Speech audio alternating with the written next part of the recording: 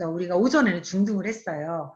뭐 학습법이라는 것이 두 가지가 통하는 부분도 있기 때문에 겹쳐지는 부분도 있습니다만 또 고등에 맞춰서 꼭 들으셔야 할 파트도 있기 때문에 두 가지를 들으셔도 공통된 부분도 있고 분리된 부분도 있다. 이렇게 참고하시고 강의 참여하시면 될 것 같습니다. 자, 그러면 이어서 제가 화면을 공유하고 우리 강의를 시작하도록 하겠습니다.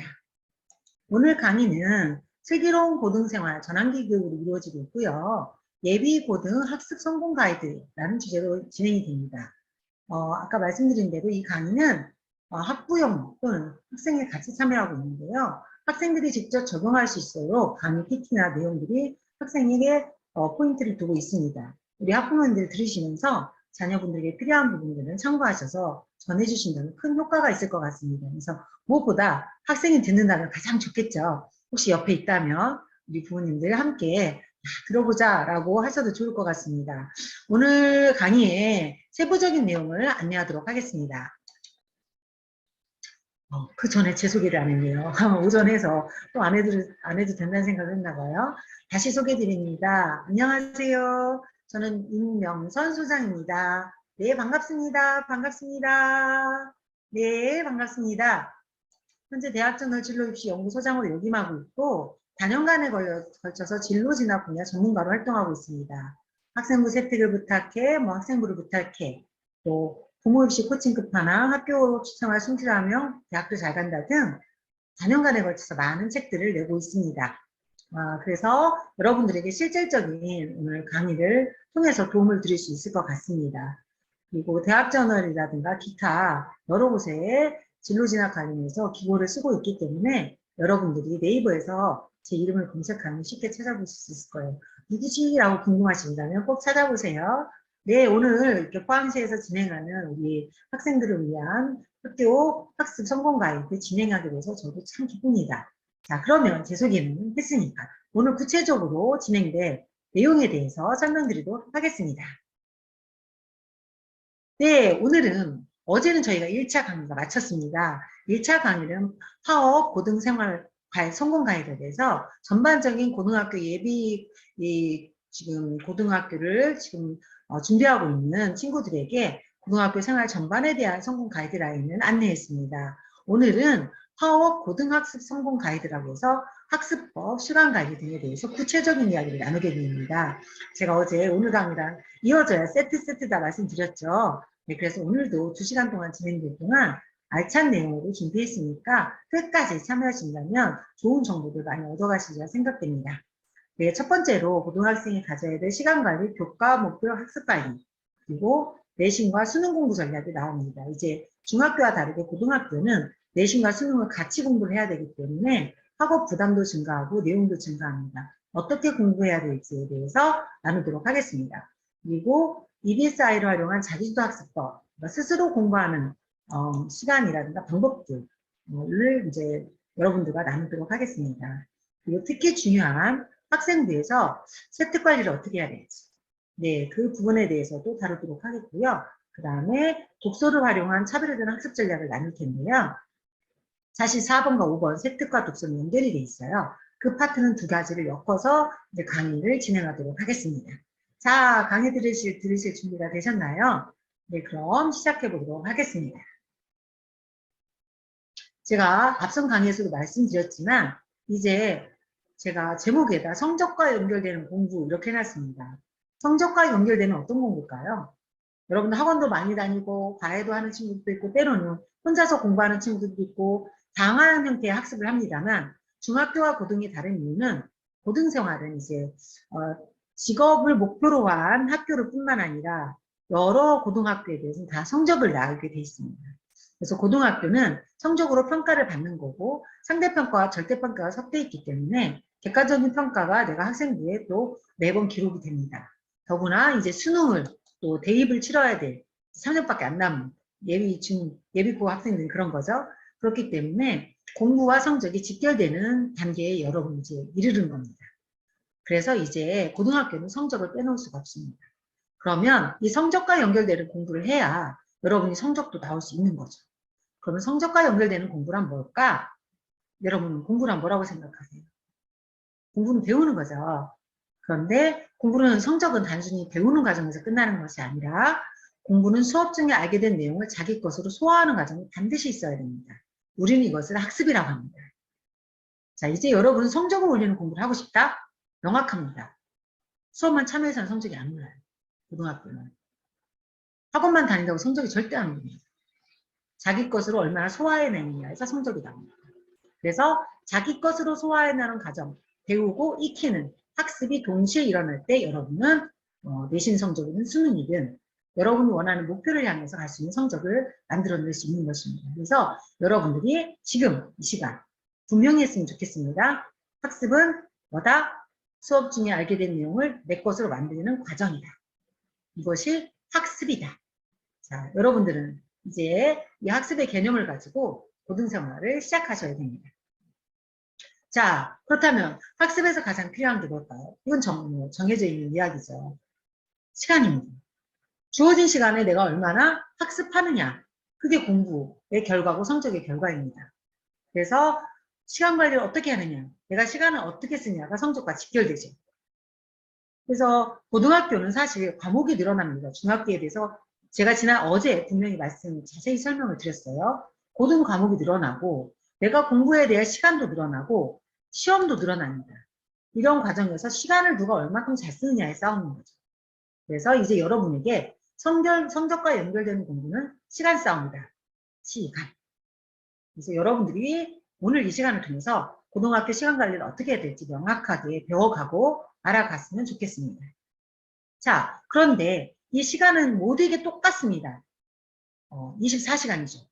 나이가 많건 적건, 그쵸? 어떤 일을 하건 똑같은 24시간입니다. 그런데 누구는 시간을 잘 쓰고 누구는 시간을 못 씁니다. 그 차이가 뭘까요? 네, 시간을 성공적으로 쓸 수 있는 건 습관입니다. 자, 학습은 우리가 성적을 올리는 반드시 내 것으로 만드는 과정이라면 학습에는 반드시 시간이 필요한데 이 시간을 잘 쓰느냐 못 쓰느냐를 좌지우지하는 거는 바로 습관인 거죠. 그래서 시간을 어떻게 쓰고 있는지 여러분이 한번 여러분을 돌아보시면서 습관을 바로잡는 뚜렷한 목표를 오늘 이 시간 갖길 바랍니다. 그래서 시간을 성공적으로 쓰기 위해서는 습관이 필요하다. 그래서 여러분들의 시간 사용 습관에 대해서 강의하도록 하겠습니다. 자, 고등학교는 중학교와 또렷하게 또 다른 점이 있습니다. 자, 시간을 쓰는 습관도 잡힌다. 그러나 누가 성공하느냐, 누가 성적을 내느냐, 학교 생활을 잘 해내느냐, 고등학교는 이게 필요합니다. 목표를 이루는 힘, 강한 동기가 필요합니다. 여러분들이 지금 초중에서는 사실 얼마나 얼마나 목표가 분명하느냐에 따라서 성적이 그렇게 차이가 나진 않았어요. 그냥 열심히 해서 나오고 좋은 선생님 만나면 나오고 그런 경우도 많았는데 고등은 전혀 다릅니다. 고등은 워낙에 공부에 양이 많기 때문에 그리고 목표가 분명한 대입이라는 과정이 있기 때문에 동기가 분명한 친구일수록 동기가 높은 친구일수록 그쵸? 그게 확실한 친구일수록 공부를 잘합니다. 그리고 성적을 올릴 수 있는 힘이 생깁니다. 그래서 저는 고등학교 공부는 동기의 싸움이다 라고 얘기할 정도입니다. 그게 고등학교 학습의 키입니다. 열쇠. 동기가 뭐죠? 내가 움직이고 싶은 힘입니다. 그래서 여러분들은 동기가 있는지 하늘로 높이 오르고자 하는 높은 동기가 있는지 이 차이가 성적의 차이를 만들 것입니다. 우리 학부형님들도 그렇죠. 우리가 이제 고입은 고등학교 생활은 중학교와 다르게 학생들에게도 많은 동기가 필요로 하고 우리 학부형들도 마찬가지입니다. 우리 아이가 어느 계열을 선택할지 또 어떤 대학을 가야 할지 전공은 무엇을 해야 될지 이런 것들에 있어서 아이의 동기를 살펴야지 그래야 우리 아이가 공부할 힘이 생깁니다. 동기의 힘을 놓치면 안 됩니다. 고등학생에서는. 그래서 여러분들에게는 오늘 강의를 통해서 새롭게 동기를 갖고 본인의 이 동기를 가지고 높이 날고자 하는 목표를 가졌으면 좋겠습니다. 네. 자, 그래서 성적과 연결되는 동기가 중요하다고 했는데 이 송현준 저자가 책을 썼죠. 수능 성공 비법이라는 책을 썼던데요. 이 친구가 수능 만점자였죠. 이 친구가 어떻게 수능 만점을 할 수 있었을까 봤더니 이 친구가 사회배려 전형으로 외고에 진학했죠. 근데 첫 시험에서 전교 꼴찌를 한 거예요. 공고를 갈까 말까 고민하다가 이제 외고로 온 친구인데 그런데 자기가 꼴찌를 하는 상황이 너무 처음에는 힘들었겠지만 이 친구는 거기서 포기하지 않고 과외 없이 참고서 20번일씩을 실천하면서 전교 2등을 유지했고 수능 만점을 얻었어요. 이게 뭐냐면 동기는 형태마다 다릅니다. 사람마다. 내가 왜 공부하고자 하는지, 내가 왜 성적을 올리고자 하는지는 다 다르다는 거죠. 이 친구가 성적 꼴찌에서 끌어올릴 수 있었다면 스스로 내가 오로지 5기로 공부했다는 거예요. 5기로. 내가 못할 게 뭐야? 나도 할 수 있어. 5기로 공부한 친구입니다. 그래서 수능 만점에 이르렀죠. 자, 우리 여기 이제 2020년 수능 만점자 최땡땡 학생이 있습니다. 이 친구는 수능 만점 비교에 혼자서 공부하게 됐다는 동기부여가 생겼다는 거야. 학원 다녀봤자 뭐 다니면서 성적 안 오르더라. 내가 하면 안 돼? 오히려 이게 동기부여가 됐다는 거야. 나 혼자 해볼 거야. 그래서 이 친구가 수능 100점이 성공했죠. 대단하죠? 고등학교 공부는 이 힘을 무시할 수가 없습니다. 네. 내가 왜 학원에서 그 많은 돈을 가지고 공부해야 돼? 혼자 하면 안 돼? 네. 이걸로 시작했다는 거예요. 이 친구가. 최땡땡 학생이. 자, 그리고 2020년 수능 만점에 또 노땡땡 학생은 왜 공부를 시작했느냐? 수능 만점 비교한 내신 4등급에서 충격을 받았다는 거죠. 충격. 충격이 동기가 된 거예요. 아, 내가 내신 4등급? 아니지. 이러면 안 되지. 하나하나 내가 내신 4등급 받아서는 안 되지. 너무 큰 충격이 받았대요. 중학교 때는 다 AA였으니까. 내가 4등급이야? 근데 이 친구는 그 4등급을 좌절로 만들지 않고, 나는 4등급이면 안 되지! 라고 동기를 잡고 열심히 공부하기 시작해서 수능 만점을 이루었어요. 네, 이런 이야기들을 통해 봤을 때 고등공부에서 동기의 파워는 정말 강력합니다. 자, 우리 여러분들 지금 중학생에서 고등학생으로 올라가잖아요. 우리 부모님들도 자녀가 중학생에서 고등학교에 올라갑니다. 그러나 고등학교는 성적은 중학교는 A, B, C, D, E 대부분 A, B를 맞는 학생이 많았어요. 그러나 고등학교는 1등급부터 9등급 어제 설명을 드렸지만 등급이 나옵니다. 그리고 내용도 어려워요. 중학교 때 학원을 열심히 다녀서 성적 다 잘 나왔는데 이상하게 내신이 안 나와요. 그 경험을 겪는 학생이 많은데 그걸 어떻게 이겨낼 건가? 거기서 동기의 힘이 생깁니다. 지금 내가 성적이 이렇지만 나는 더 올릴 거야. 나는 더 좋은 목표가 있어. 나는 어떤 것이 있기 때문에 지금 공부를 해내겠어. 라는 동기가 고등학교에 있느냐 없느냐 싸우는 거죠. 그래서 오늘 강의에 참여한 학생 여러분, 여러분들이 고등학교에 가서 성적을 첫 중간고사 성적을 받으면 실망할 수도 있어요. 이게 내 성적이야? 그러나 그건 시작일 뿐이에요. 그걸 동기를 할 수 있는 거죠. 자, 내가 고등학교 올라갔는데 성적이 1등급이 나와. 나는 그럼 뭐야? 나만의 이제 높은 목표를 다시 수립하고 높은 목표를 해서 내 스스로 동기를 찾으면 돼요. 나 중학교 때 공부 잘한다고 다 그랬는데 4등급이야. 그럼 여기 있는 형들이나 오빠처럼 어때요? 나는 4등급의 충격은 받았지만 난 열심히 할 거야. 그 동기가 될 수 있는 거죠. 그래서 여러분들이 꼭 공부 성적이 잘 나온다고 해서 동기가 나온다는 게 아니라는 걸 알고 고등학교를 바라보셨으면 좋겠습니다. 네, 그리고 화제가 됐던 친구들 있죠. 유퀴즈 언 더 블락이라는 프로그램에서 나왔던 친구들이에요. 서울대나 고대 스스로 공부해서 합격한 친구들이거든요. 이 친구들이 한번 영상이나 이런 걸 봐보세요. 그러다 보면 정말 과외나 학원 없이도 인강만으로도 공부를 해내서 성공한 친구들이 있는 거예요. 그래서 이 친구들에게도 높은 목표가 있는 친구도 있고 때로는 하루하루 열심히 사는 것이 쌓여서 내 서울대 또 고려대 합격한 친구도 있어요. 그래서 여러분들이 이런 것들을 통해서 동기부여에 자극을 받기를 원합니다. 네, 그러면 고등학교 공부에서 중요한 게 뭐다? 동기다.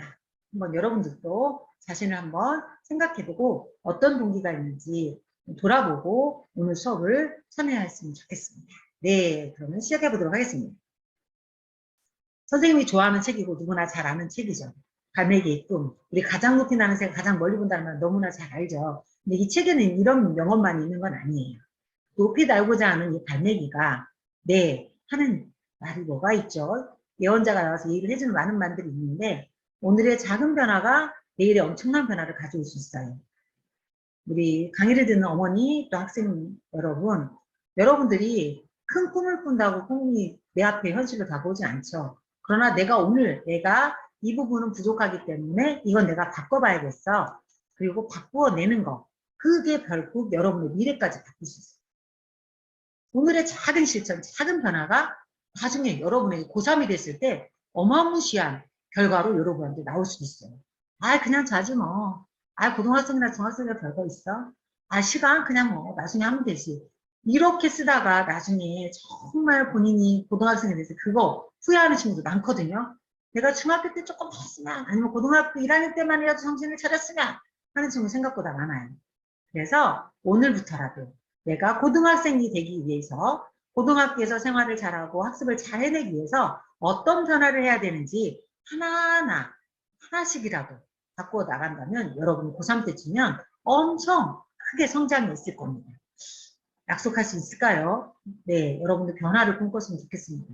네, 그러면 여러분 오늘의 여러분의 작은 강의를 통해서 느낀 변화가 또 그것을 실천했을 때 엄청난 결과로 나온다는 걸 약속드립니다. 네.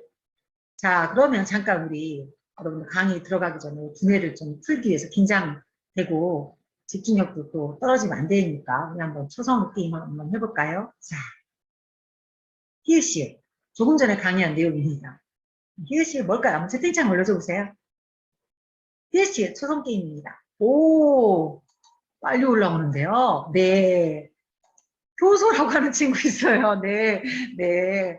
효소도 맞죠. 그러나 이번 정답은 학습입니다. 아, 네. 학습이에요. 공부. 네. 자기 과정이 필요합니다. 자, 그 다음. 시읒, 기읒, 기읒, 일. 여러분들이 고등학교에 가서 가장 중요한 포인트 중 하나죠. 뭘까요? 맞습니다. 오, 정답. 맞습니다. 맞아요. 맞아요. 자, 네. 시간 관리죠. 시간 관리가 돼야 됩니다. 그리고 이거를 여러분이 배우고 가야 되고, 익히고 가야 되고, 습관화돼야 돼요. 자, 그러면 시간 관리와 오늘 첫 번째 타임에서는 교과목별 학습관리법으로 들어가도록 하겠습니다. 자, 벤자민 플랭클이 이런 말을 했죠. 오늘의 하루는 내일보다 2배의 가치가 있다. 그럼 어떻게 오늘 하고 내일 미뤄보면 여러분들은 가치가 마이너스 되고 있는 거죠. 그것도 더블. 오늘 하루를 내일보다 2배의 가치가 있다. 오늘 잘 살으면 내일을 더블로 잘 산 거예요. 오늘 공부를 잘했잖아요. 내일 할 2개의 분량을 다 한 거라고 생각하시라고. 오늘은 하루는 내일보다 2배의 가치가 있습니다. 지금 강의를 참여하고 있다면 여러분들은 진짜 훌륭한 또 가치를 잡은 거죠. 네. 이 정도 강의에 참여해서 듣고자 한다면 여러분 이미 자세가 돼 있습니다. 네. 그러면 시간관리법으로 들어가도록 하겠습니다. 제가 앞선 강의에서도 얘기 드렸어요. 시계가 똑딱똑딱 매번 가죠. 4시간 시계가 똑딱똑딱 하는 거는 그 시계가 지금이라고 말하는 거예요. 시계가 똑딱똑딱 하는데 그거는 지금 이렇게 말하고 싶어서라고 하네요. 네, 누가 말했는지 모르겠습니다. 네, 시간관리 능력은 최고의 경쟁력인데 지금이 중요해요. 지금. 이런 친구가 있어요. 고등학교 들어간다 하니까 나 중학교 때까지도 공부 별로 많이 안 해가지고 중학교 때도 공부 잘하는 애들 많았는데 걔네들이 고등학교 가면 걔네들이 다 잘할 건데요. 저는 고등학교 걱정만 돼요. 저는 공부 그렇게 성적 안 나올까? 아니에요. 지금부터 하면 돼요. 내신은요, 그렇게 시간 관리 잘하고 공부 열심히 하면 충분히 가능해요. 수능도 지금부터 하면 돼요. 문제는 지금 안 하는 게 문제예요. 오늘 안 하는 게 문제예요. 지금이에요. 늦은 건 없어요. 지금 여러분들 이제 고등학교 아직 첫 수업 시작 안 됐잖아요. 지금부터 하면 돼요. 결코 늦지 않았습니다. 선생님이 책임질게요. 지금부터 열심히 한다면 여러분들은 만회를 할 수 있는 친구도 있을 거고 지금처럼 열심히 달려온 것처럼 열심히 계속 달릴 수 있는 친구들이 분명히 있습니다. 자, 여러분이 앞으로 시계에서 똑딱똑딱 소리를 들을 때마다 어떻게 들으라고요? 지금 이라고 들으시라는 거죠. 네, 아시겠죠? 자, 오늘부터 하면 돼요. 지나간 중학교 생활은 잊어버립시다. 네, 지금부터 시작하도록 할게요. 자, 고등학교는 어제도 말씀드린 것처럼 7교시 수업이고 매시간 50분 수업에다가 하루의 수업량도 어마무시하게 많아요. 그쵸? 어제 제가 이거 설명을 드렸어요. 그러니까 얼마나 집중하고 오래 수업을 들어야 돼요? 힘들죠. 그리고 이렇게 매번 중간고사, 기말고사, 수행평가, 모의평가, 학력평가, 어마무시한 시험과 이 평가들이 주어져요. 그러니 여러분들이 공부할 수 있는 게 굉장히 중학교는 됩니다. 그냥 중간고사 3대, 한 달 후에 중간고사니까 내 뭐 공부해야지 라는 중학교 때 개념하고 중학교 생활은 정말 다를 거예요. 여러분들이 그래서 굉장히 힘들어해요. 학교 들어가자마자. 또 뭐 돼? 또 시험이야? 또 평가야? 이런 느낌을 받을 수밖에 없습니다.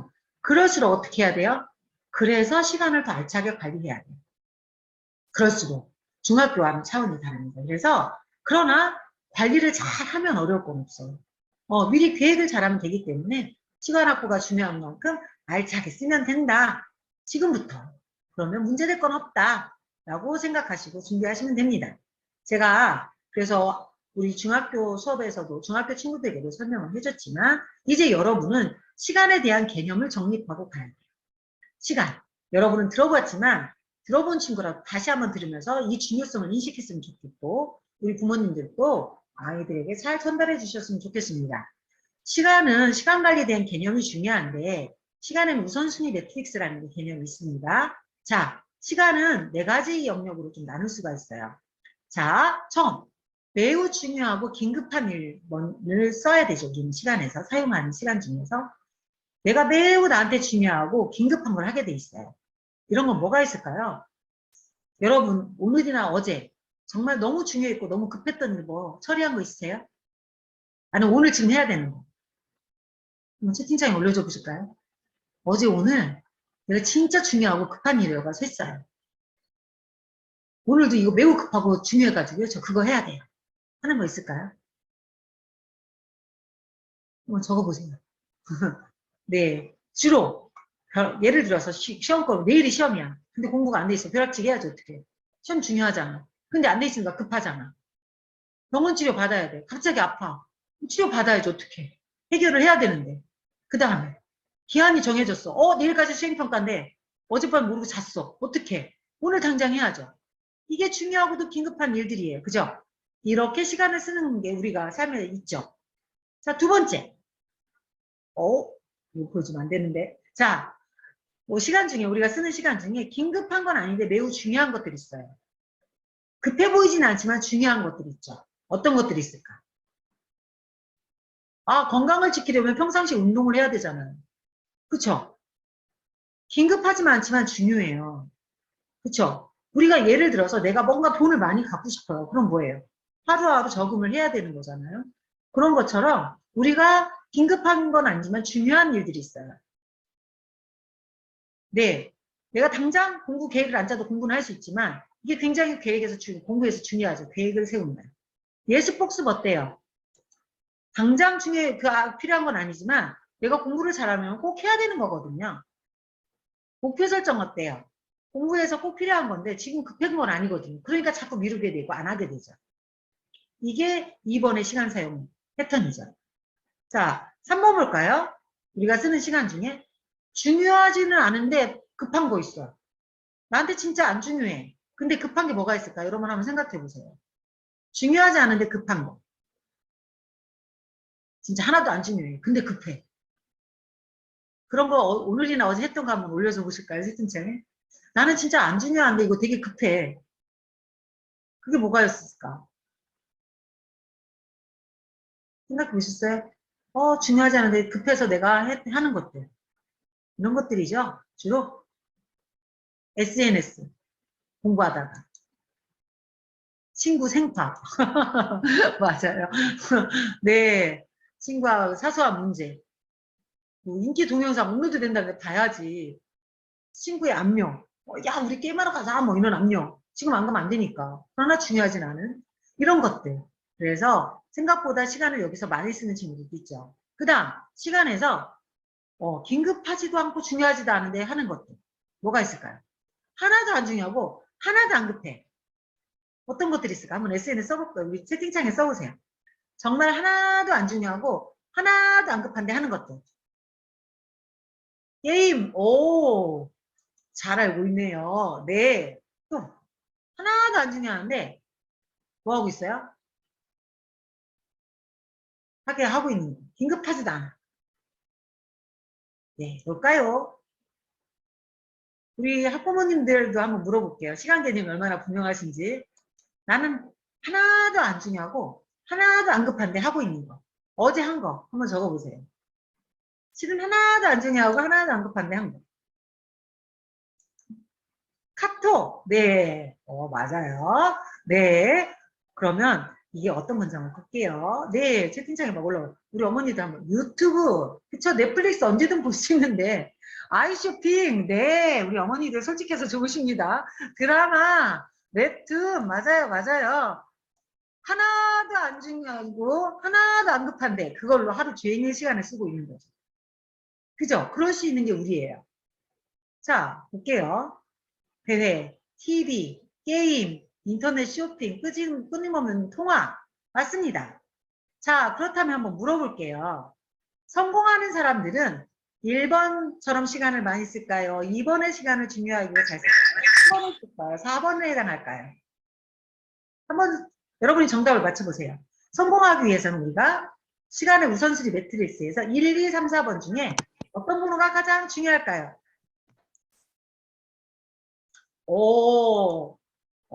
정답들이 마구 올라오고 있습니다. 맞습니다. 네. 2번입니다. 네. 성공하는 사람들은 시간을 어떻게 사용하냐면 긴급하진 않지만 중요한 걸 합니다. 미리 준비한다는 거죠. 자, 긴급한 걸 지금 당장 안 해도 될 것처럼 느껴지지만 중요한 것들을 했을 때 어때요? 우리는 급해서 하는 일들이 줄어집니다. 즉 준비된 사람이 되는 거죠. 우리 친구들 고등학교 생활을 잘하고 싶습니까?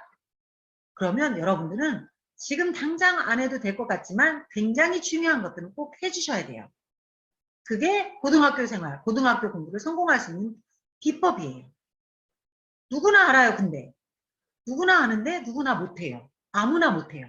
다시 한번 2번처럼 해야 되는 걸 누구나 아는데 아무나 못해요. 그래서 뭐 어떻게 되죠?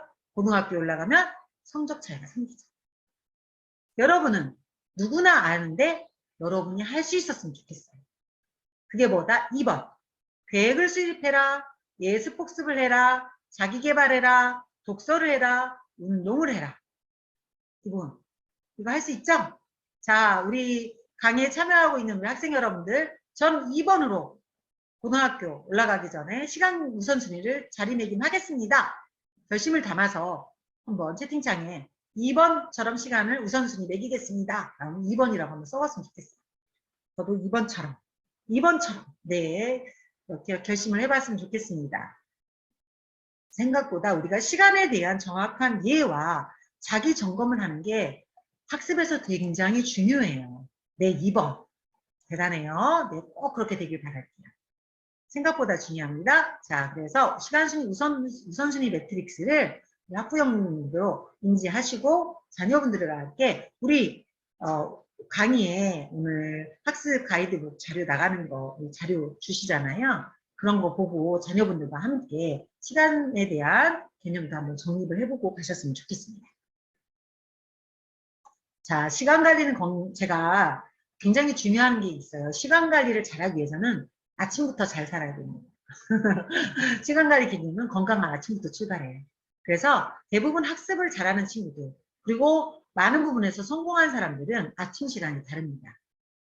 누구나 하는 이야기예요. 학습의 왕들도 마찬가지입니다. 아침이 다릅니다. 그러면 내가 아침을 잘 열기 위해서, 또 우리 아이가 아침 시간을 잘 마련하기 위해서 어떻게 해야 되느냐? 잠들기 전에 중요해요. 잠들기 전에 다음날 해야 할 일을 떠올리거나 메모해 두는 습관이 그렇게 좋습니다. 그래서 잠들기 전에 난 내일 무엇을 해야 되는지 한번 메모를 하는 습관, 이번 이제 고등학교 진학하기 직전까지 한번 해보면 어떨까 싶고요. 자, 그런 다음에 아침에 침대에서 탁 이불에서 눈을 떴을 때 벌떡 일어나는, 눈을 뜬 상태에서 오래 있지 않고 일어나서 움직이는 습관. 일단 일어나 보는 거예요. 정신이 들든 안 들든. 그리고 나서 이불을 정리하는 거. 그게 굉장히 아침을 여는데 효과적인 거예요. 네. 그래서 뿌듯함을 느껴야 돼요. 내가 일어나자마자 내 이불을 쫙 펼쳐 정돈해 놨을 때 뿌듯함, 성취감, 스스로 성취감을 느끼셨으면 좋겠어요. 아, 나는 이렇게 아침을 잘 여는 사람이야. 여러분, 성취감은 타인이 주는 게 아니에요. 내가 느끼는 거예요. 내가 이불 하나 핀 거로도 성취감을 맛본다면 아침에 행복해지거든요. 근데 엄마가 깨워서 일어나, 그쵸? 혼나면서 일어나, 그럼 이미 아침 시간에 성취감도 없고, 그리고 기분이 나빠지죠. 우리 학생 여러분, 딱 일어나 침대부터 점검부터. 그 다음 시간이 된다면 하루 전 공부 내용을 한번 내가 어제 무슨 공부했더라 떠올려보는 거 굉장히 좋습니다. 하루를 시작할 때 뭐를 하라고요? 어제 좀 공부 내용을 떠올려보라는 거죠. 생각보다 효과적이에요. 그래서 무작정 공부를 시작하지 말고 어제 공부했던 걸 들춰봐라. 부담도 줄고 효과적이다. 그 다음에 아침에 수학 문제를 하나 쉬운 걸 푸세요. 제가 중학생들에게도 강조했는데 여러분들도 어려운 것 때문에 끙끙댈 건 아니고 쉽게 풀릴 수 있는 수학 문제를 여러분의 머리를 돌려놓으세요. 여러분에게 윤활유 역할을 해줄 거예요. 오일 역할. 왜냐면 수학은 우리 머리를 움직이게 하거든요. 사고력도 증진시키고 정말 도움이 되는 학문이에요, 수학이. 그래서 여러분들이 수학으로 아침을 열어봐라. 그런데 어려운 문제를 할 거면 그렇게 아침에 눈을 수학 문제로 한번 번쩍 떠보는 건 어떨까 보내드리는 거. 그 다음 근데 아침에 유독 집중이 힘든 친구들도 있죠. 그렇다면 인터넷 강의나 신문 같은 거 들춰보는 것도 권해드려요. 아침이 중요합니다. 꼭 실천해 보길 바랄게요. 적용해 보시고 우리 어머니들도 자녀들에게 꼭 권해주시기 바라겠습니다. 자, 그 다음 그렇다면 이렇게 우리가 아침 시간을 잘 쓴다면 시간에 대한 개념 우리 수학을 누가 잘하죠? 수학을 잘하는 친구들 특징이 있죠. 개념을 확실히 알아요. 개념을 알고 그걸 사용할 줄 알기 때문에 수학을 잘하죠. 시간은 누가 잘 쓸까요? 시간에 대한 개념을 알고 있는 친구들이 잘 써요. 그래서 오늘은 시간에 대한 개념도 여러분이 다시 한번 정리를 하고 갈게요. 시간은 그냥 있는 게 아니라 시간에도 이름이 있답니다. 자, 시간에 이름이 있어요. 자, 가용시간은 뭐죠? 내가 원하는 대로 쓸 수 있는 시간은 가용시간이라고 해요. 즉 깨어있는 전체 시간 중에 고정시간, 이 고정시간은 뭐냐면 학교, 학원, 이동시간 등 내 마음대로 이용할 수 없는, 내 마음대로 할 수 없는 시간은 고정시간이에요. 그러면 내 24시간에서 이 고정시간을 뺀 내 마음대로 쓸 수 있는 시간이 가용시간이에요. 아시겠죠? 자, 그럼 한번 떠올려 보세요. 어제로 할게요. 어제 여러분의 고정시간은 언제부터 언제까지였어요? 학원에 가거나 학교에 가거나 이동을 하거나 내 마음대로 못한 거. 내 마음대로 할 수 없는 시간. 언제였더라 고정시간이 한번 머릿속으로 떠올려 보시고 우리 어머니도 해보세요. 어제 나한테 있었던 고정시간은 몇 시간이었지? 언제부터 언제까지? 자, 그 다음에 가용시간. 그러면 그 고정시간은 정해진 거 나머지가 가용시간이었죠? 여러분 마음대로 쓸 수 있었잖아요. 그쵸? 그러면 그 가용시간 내에서 셀공시간이라는 게 있어요. 이게 뭐죠? 스스로 공부하기로 계획한 시간. 그럼 내가 쓸 수 있는 시간 속에서 나는 셀공시간을 가졌나?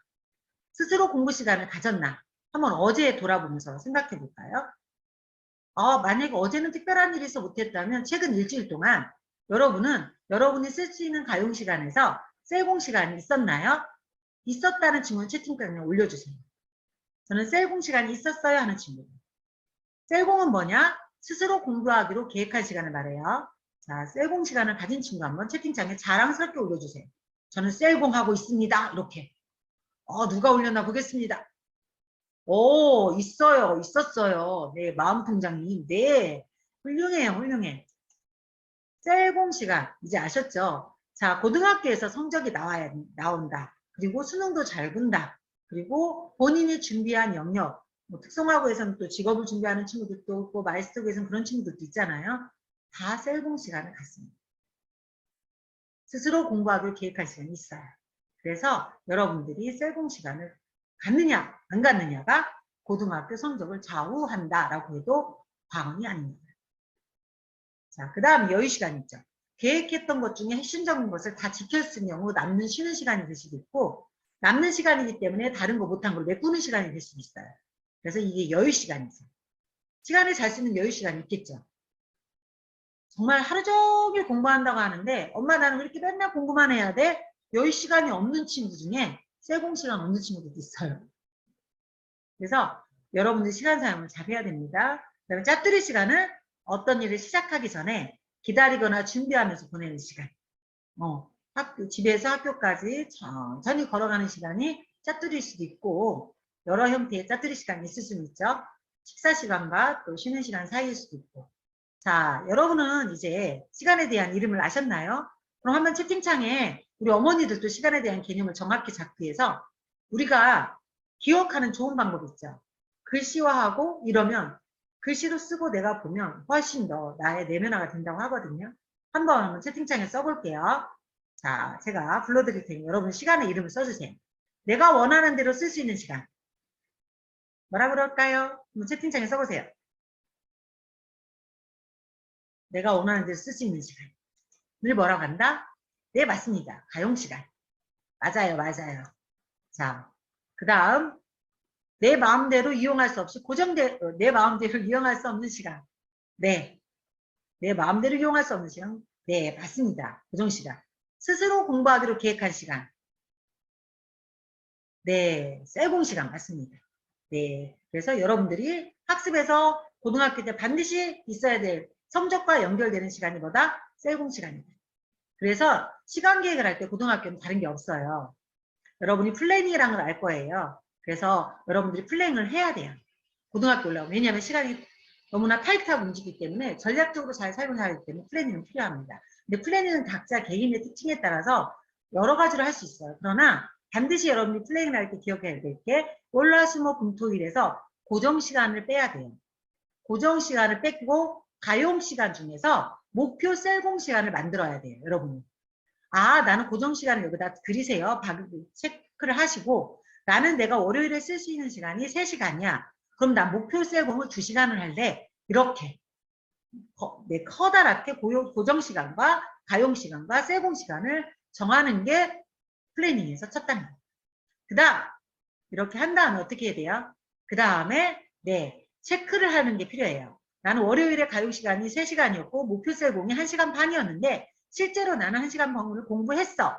이런 실제 공부 시간을 체크해가는 게 중요해요. 이런 식으로 주간 체크를 할 수도 있고요. 이런 식으로 일간 체크도 가능해요. 일간 플래닝이죠. 그래서 월요일 나는 이렇게 쭉쭉쭉 내가 계획을 세웠고 예습을 했고 복습을 했고 이런 거 체크하고 중요한 거 이거예요. 목표 셀공 시간을 내가 1시간 30분을 했는데 실제 1시간을 했다. 그럼 뭐예요? 1시간은 했지만 30분은 부족했죠.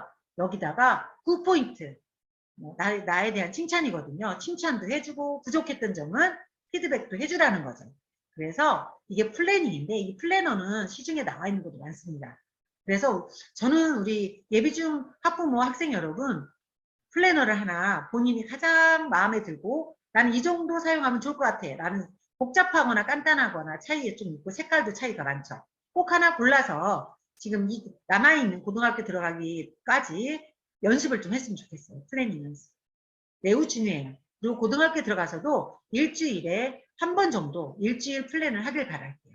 고정시간, 가용시간, 그 다음에 셀공시간 그리고 하루를 마무리할 때 잠들기 전에 또 나의 공부 체크해보고 내일 할 것도 그럼 짐작이 되잖아요. 꼭 해보길 바랍니다. 스케줄과 플래닝을 착각하면 안 돼요. 스케줄은 단순한 시간의 나열이고 시간의 배치일 뿐이에요. 이건 스케줄은 하면 할수록 기분 나빠요. 못 지키거든요. 네. 그런데 플래닝은 내 목표예요. 나는 무엇을 하고자 하는가. 내가 해야 될 것들에 대해서 내 체크이기 때문에 피드백을 포함하고 그래서 반드시 효과가 있어요. 플래닝. 반드시 효과가 있어요. 그래서 여러분들이 아주 단순하게 플래닝을 아직 해보지 않은 친구는 내 셀공 시간만 지켜보는 방법도 있고 플래닝이 익숙한 친구들은 아까처럼 플래너에 일일 플래닝을 사용해서 체크하는 방법이 좋습니다. 네, 꼭 실천하길 바라겠습니다. 우리 오늘 문방 서점이나 이런 데 가서 예쁜 플래너를 하나 구입해서 사용해 보시길 바랄게요. 중학교 때 플래닝을 한 친구들이 대부분 고등학교 성적이 좋습니다. 근데 여러분이 이제 고등학생이 되잖아요. 중학교 때 안 했다고 이미 드셨을까요? 제가 그랬죠. 시계 똑딱똑딱 지금 하면 돼요. 지금 하면 돼요. 그래서 오늘부터라도 플래닝을 익혀보길 권해드립니다. 자, 그런데 이 플래닝을 할 때 굉장히 중요한 게 플래닝을 해. 근데 대부분 뭐 때문에 실패해요? 시간을 통제 못해서 실패해요. 즉, 계획은 짜. 동기도 있어. 그러나 여러분들이 습관적으로 시간에 끌려다니거나 내가 통제할 수 없는 시간이 많아지면 실천 못해요. 그것 중에 대표적인 게 핸드폰이에요. 요즘 아이들. 그래서 어머니들도 이것 때문에 애를 먹기도 하고 우리 아이들도 부모님과 갈등이 많이 일어나는데 반드시 부모님과 사용 규칙을 정하길 권해요.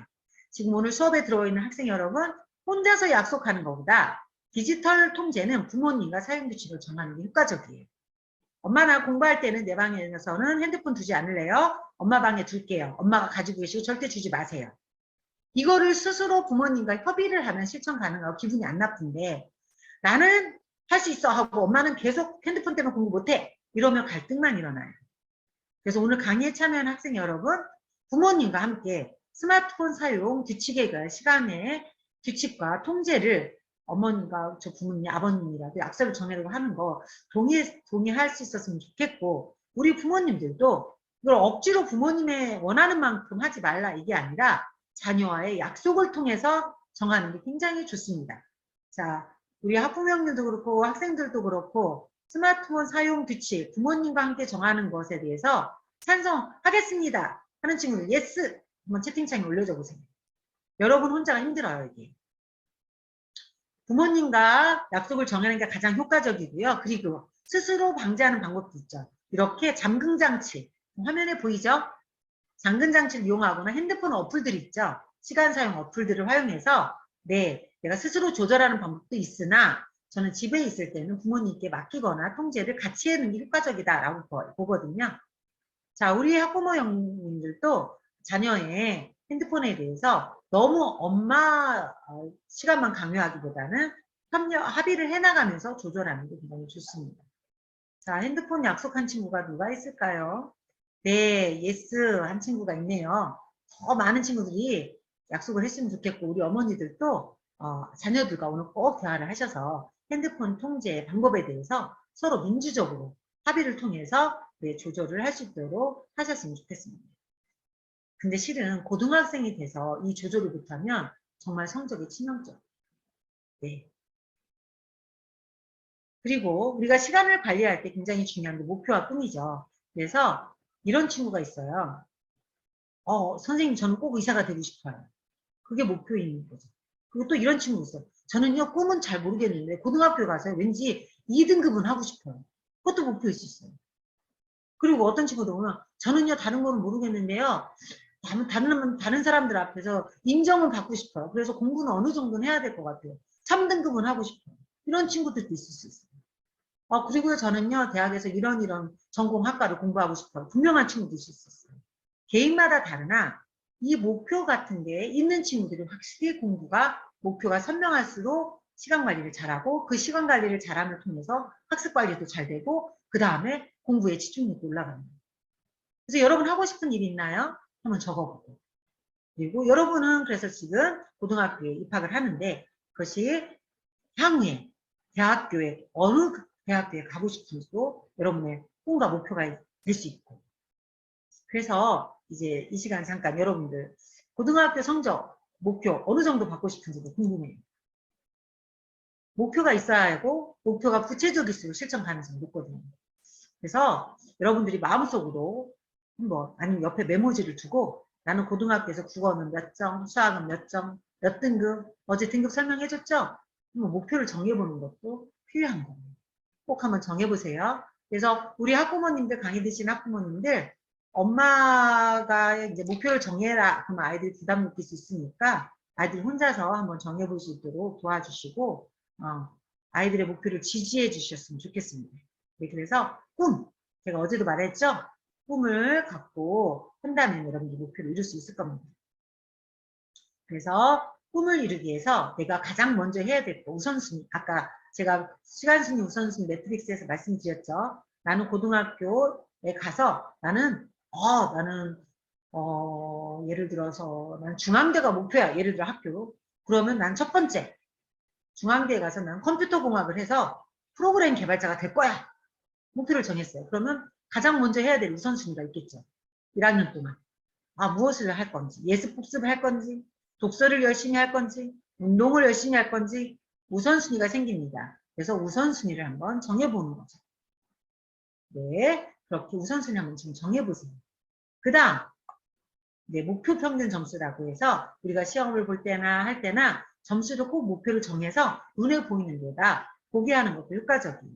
그래서 여러분들이 목표한 것은 항상 시각화하는 게 중요하거든요. 시각화해서 내가 보는 방법을 실천하면 좋습니다. 자, 지금까지 시간관리와 목표 설정법에 대해서 강의를 했습니다. 그래서 이제 고등학교에서 꼭 탈피해야 될 공부가 학원주도 학습이에요. 그리고 엄마주도 학습은 고등학교 성적하고 옮겨야 돼요. 이제 여러분은 고등학교는 철저한 자기주도 학습자가 돼야 돼요. 그러면 학원주도, 엄마주도 학습이란 게 뭐냐? 이런 친구들의 특징이 뭐죠? 무엇을 공부해야 되는, 무엇을 위해 공부해야 되는지 잘 몰라요. 자기 목표가 없는 거죠. 계획을 잘 안 세워요. 억지로 하는 공부를 하고 있어요. 악순환이죠. 그러니까 기분 나쁘고. 결과에 대해서 시험만 보면 딱이에요. 뭐 틀렸는지 확인도 안 해. 무계획. 반성도 없어. 아, 이렇게 힘들게 공부했는데 성적 매번 하고, 아, 기분 나빠. 시험 끝나면 그거 끝. 의욕이 없거나 자존감이 낮은 경우. 이게 자기주도 학습이 안 되는 경우들이에요. 여러분들은 지금 어떤가요? 고등학교에서 공부를 잘하고 자기 분야에서 성공한 사람들, 자기주도자들이라고 얘기하는데, 이 자기주도가 되는 사람들의 학습이 자기주도 학습이에요. 자기주도 학습은 어떻게 중요하냐? 일단 목표와 꿈이 갖고 그 목표와 꿈을 위해서 계획을 수립할 줄 압니다. 나는 무엇을 해야겠다. 그리고 이 계획에 따라서 스스로 공부를 하죠. 그리고 스스로 공부한 뒤에 시험이든 평가에 대해서 성실하게 임하고 그 결과에 대해서 본인이 피드백을 해요. 무엇이 잘못됐고 무엇이 잘 됐고 그 다음 그리고 다시 계획을 짜고 이 순환이 자기주도 순환이에요. 그래서 꿈을 향해서 달려나가는 게 자기주도다.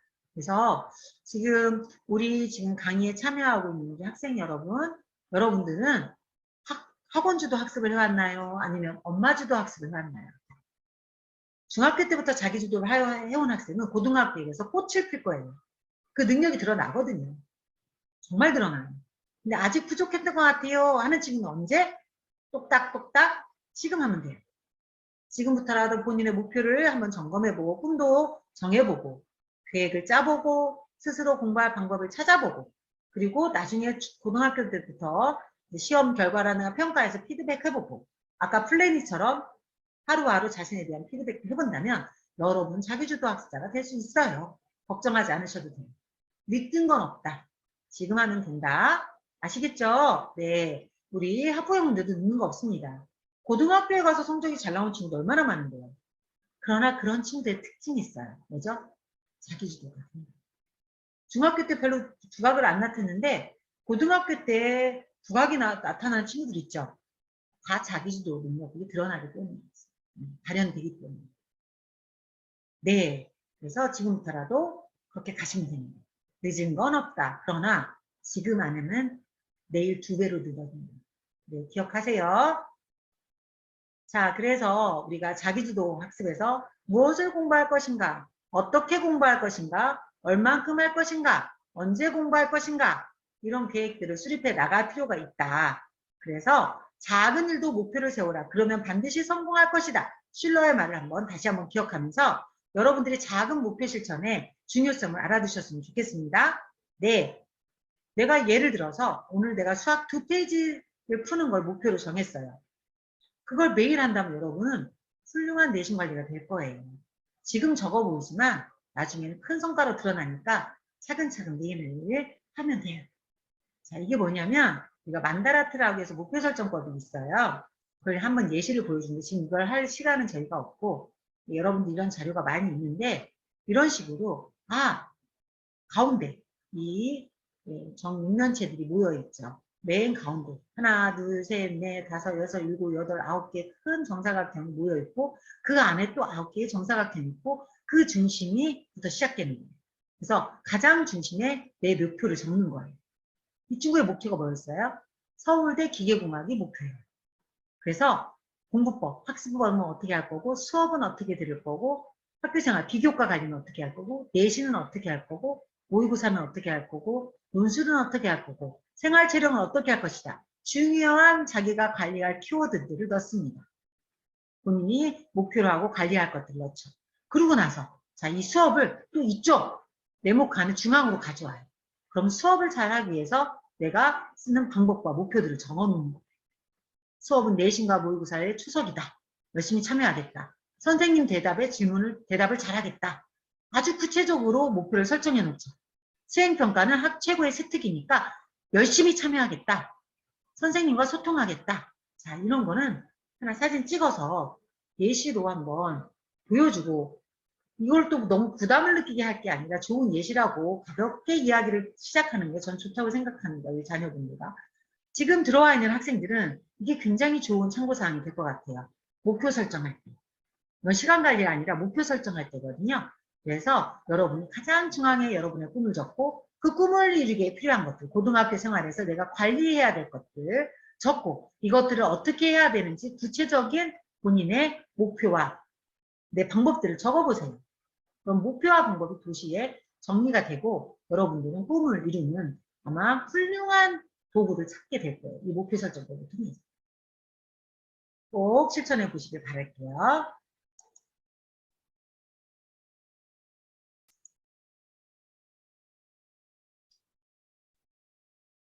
이 글은 본인이 이제 우리가 책도 나와 있지만 본인이 목표를 이루고자 하는 거거든요. 그래서 여러분들이 우리가 그립과 루틴이 굉장히 중요하다 이렇게 하거든요. 루틴은 본인이 시간을 어떻게 사용하고 습관적으로 쓰느냐. 그릇은 본인이 어떤 목표를 가지고 충분하게 본인을 컨트롤하느냐. 나의 목표를 향해 가서. 그래서 자기 조절을 어떻게 해가느냐. 이런 것들이 굉장히 중요한 포인트예요. 그래서 저는 우리 고등학교에 들어가는 어머니들 이야기 나온 김에 그릿이라는 책과 루틴이라는 책을 꼭 읽어보길 바랍니다. 네. 자, 그러면 내신과 이제 중요한 수능 공부 전략으로 들어갑니다. 우리 예비 고1 학생 여러분, 지금 이제 눈 동그랗게 뜨실 준비돼 있죠? 네, 이제 그러면 어떻게 내신 공부하고 수능 공부합니까? 정말 중요한 내용이거든요. 네, 이 내용하고 잠깐 쉬는 시간 갖고 또 이어가도록 할게요. 노력이 적으면 얻는 것도 적습니다. 명언이죠.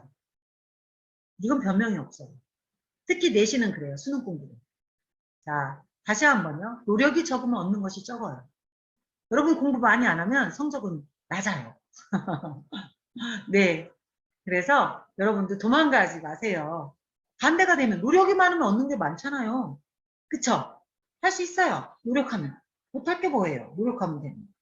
그죠? 그래서 내신과 수능 다른 거 없다. 노력하면 된다. 네. 노력하면 됩니다. 그래서 여러분들이 노력과 노력이 적으면 얻는 것도 적다는 말씀 마음을 새기고 반대로 노력이 많으면 얻는 게 많다. 긍정적으로 생각하고 출발합니다. 네, 내신 고등학교 내신은 대입에 다 반영됩니다. 네, 중학교와 가장 차이점은 중학교 내신은 대입으로 직결.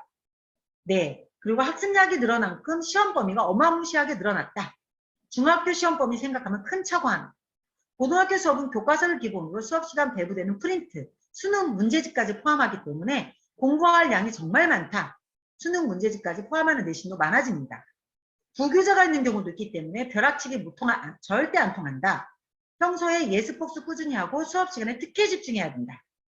자, 우리 어머니들도 지금 고등학교에 들어간 친구들이 이걸 명확히 해주셔야 돼요. 고등학교 내신은 이렇게 다릅니다.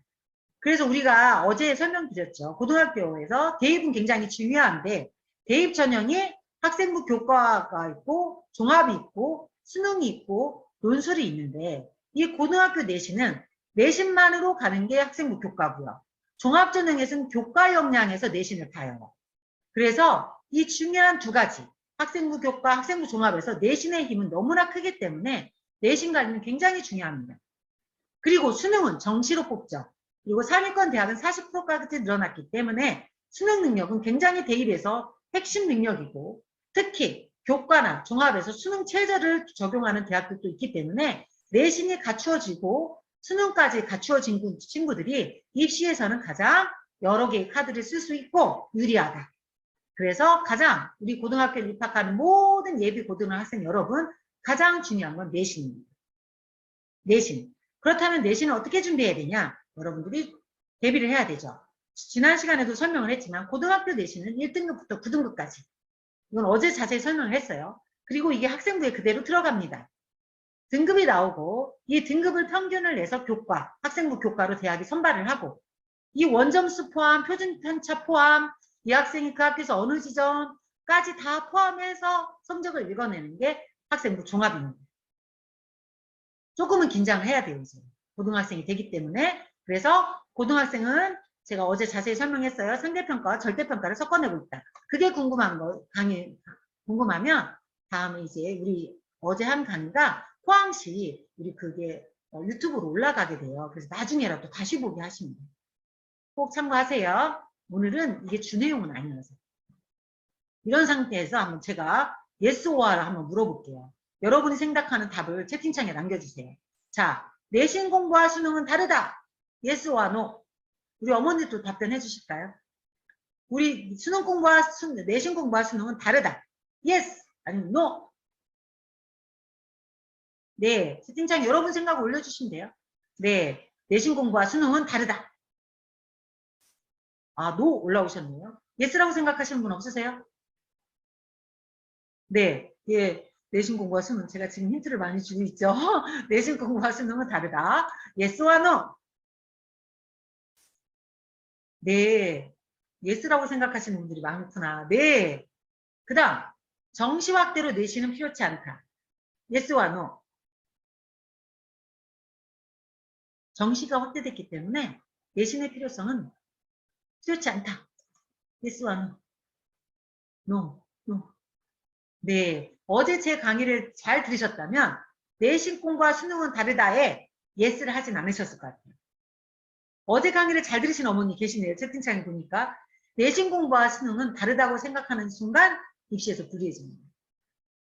예비 고1 어머니들 분명하게 하고 하셔야 돼요. 우리 아이들이 고등학교 입학할 때 내신 공부와 수능은 다르다라고 생각하면 생각할수록 불리해요. 내신 공부와 수능은 같다라고 생각하면 생각할수록 입시에 유리합니다. 어느 과목을 선택할지 유불리, 수능을 선택할지, 뭐 내신을 선택할지는 고2, 2학기 정도 돼서 결정하는 겁니다. 고1을 달려가는 친구들에게 내신 공부와 수능은 같다라는 개념이 필요합니다. 공부를 어떻게 하는 공부 방법을 터득하고 그 공부를 내신에 적용하고 수능에 적용하는 게 필요해요. 어디 안 가요. 그리고 수능은 고2 과목들이 다 수능 과목이에요. 고2 과목, 고2 일반 선택 과목은 다 수능 과목입니다. 그렇죠? 그렇기 때문에 내신과 수능은 완전히 수능이 다르다라는 개념을 다시 흐트러뜨리고 내신이 곧 수능이고 수능이 곧 내신이다 라는 생각으로 공부에 임한다면 우리 학생들은 우리 친구들 학교 수업도 집중이 잘 되고 수능 대비도 잘 될 거예요. 아시겠죠? 정시냐 수시냐는 2학년 때 가서 생각해 봅시다. 1학년은 그게 아니에요. 자, 그래서 정시 확대로 내신은 필요치 않다? 네, 내년부터 올해 입시부터 서울대는 수능에서 학생부를 보잖아요. 그러면 서울대 가고 싶은 친구들 정시 확대됐으니까 내신 관리 하나도 안 하고 학생부 관리 안 하면 서울대는 안 가겠다. 나는 내신 1등급이 1.0이 나오고 서울대 안 가겠다 포기하는 건데요.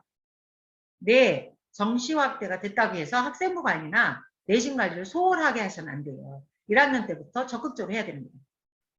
이해되셨죠? 네, 강의에 참여하시는 우리 학생 또 우리 학부모님들 네, 정확하게 1학년 때 내신과 수능의 공부는 공부 방법을 터득함에 있어서 같고 수능 과목은 2학년 때부터 내신과 똑같다. 그리고 정시화학대로 내신은 필요치 않은 게 아니다. 네, 정시는 일부 대학, 상위권 대학이고 수능 최저라든가 그리고 또 지방, 국립대를 비롯해서 네, 내신을 보는 학교들도 많기 때문에 내신이 준비가 되면 될수록 입시는 유리하고 그렇다는 걸 여러분이 인지하고 가시기 바랍니다. 자, 그러면 우리가 내신과 수능을 동시에 잡는 공부법에서 수업을 가장 중요시 여깁니다. 수업 집중력이 가장 중요한데요. 제가 아까도 말씀드렸거든요. 중학교 친구들부터 혹시 중학교 때 이 습관이 안 돼 있거나 이런 태도가 안 갖춰졌다면 우리 친구들 일단은 가장 중요한 거는 선생님에 대한 마음가짐이에요. 특히 고등학교는 세특이 기록되고 학생부 기록이 더 많아지고 중학교 때는 이걸 통해서 여러분 핫불이 나뉘진 않아요. 학생부 때는. 그죠?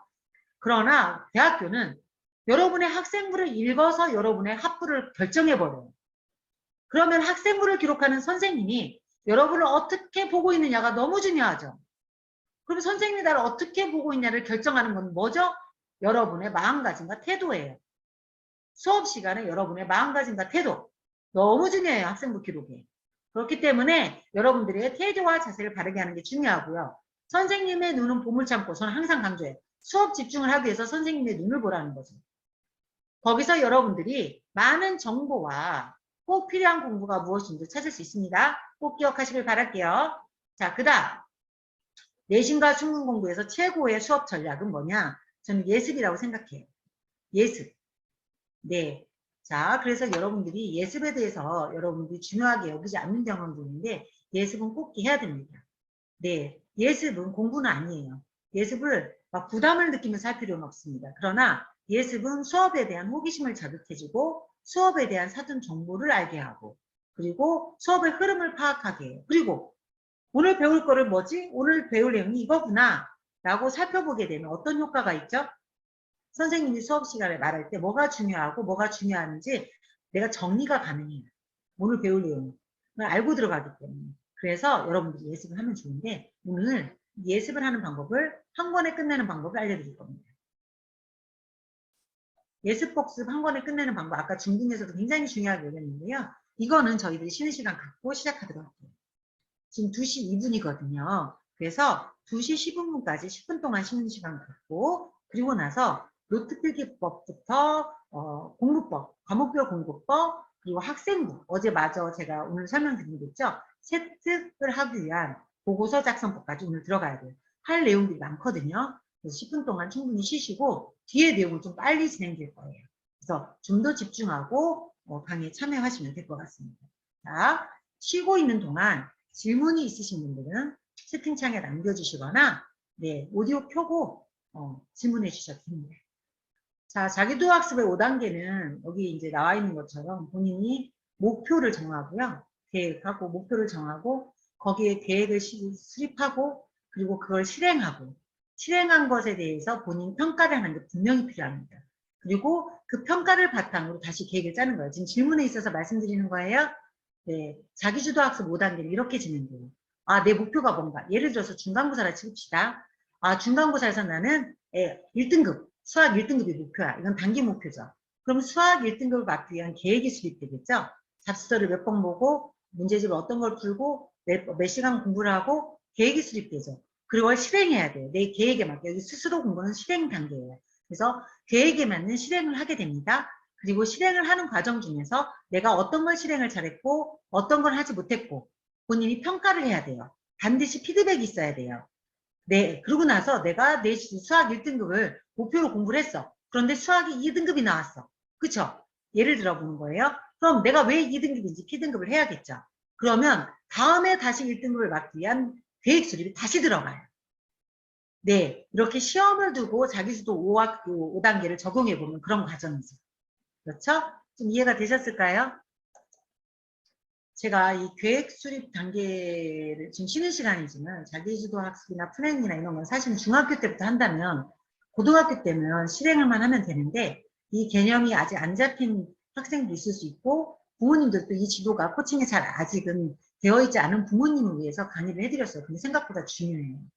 네. 어떤 정보보다도 이걸 얼마나 실천하느냐는 성적과 직결되기 때문에 우리 어머니들이 우리 학생들도 매우 중요한 걸 알고 들으셨을 거예요. 네. 플래닝 작성 힘들어하는 기질의 아이는 어떻게 계획을 세워야 될까요? 플래닝을 너무 힘들어하는 친구들 있죠. 그런 친구들 우선순위만 정해줘도 좋아요.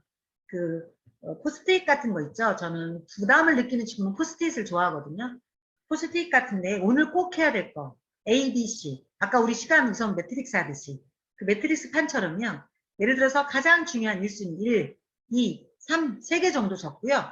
가장 중요하고 내가 오늘 꼭 해야 되는 걸 1번으로 두세요. 그거를 할 수 있도록 하는 걸로. 그 다음에 피드백이 중요해요. 거기에 표시를 해야 돼요. 네, 한 3개 정도 정했어요. 그럼 학원 숙제가 내가 만약 1번이었다. 아니면 독서가 1번이었다. 그걸 했을 때 동그라미는 쳐야 돼요.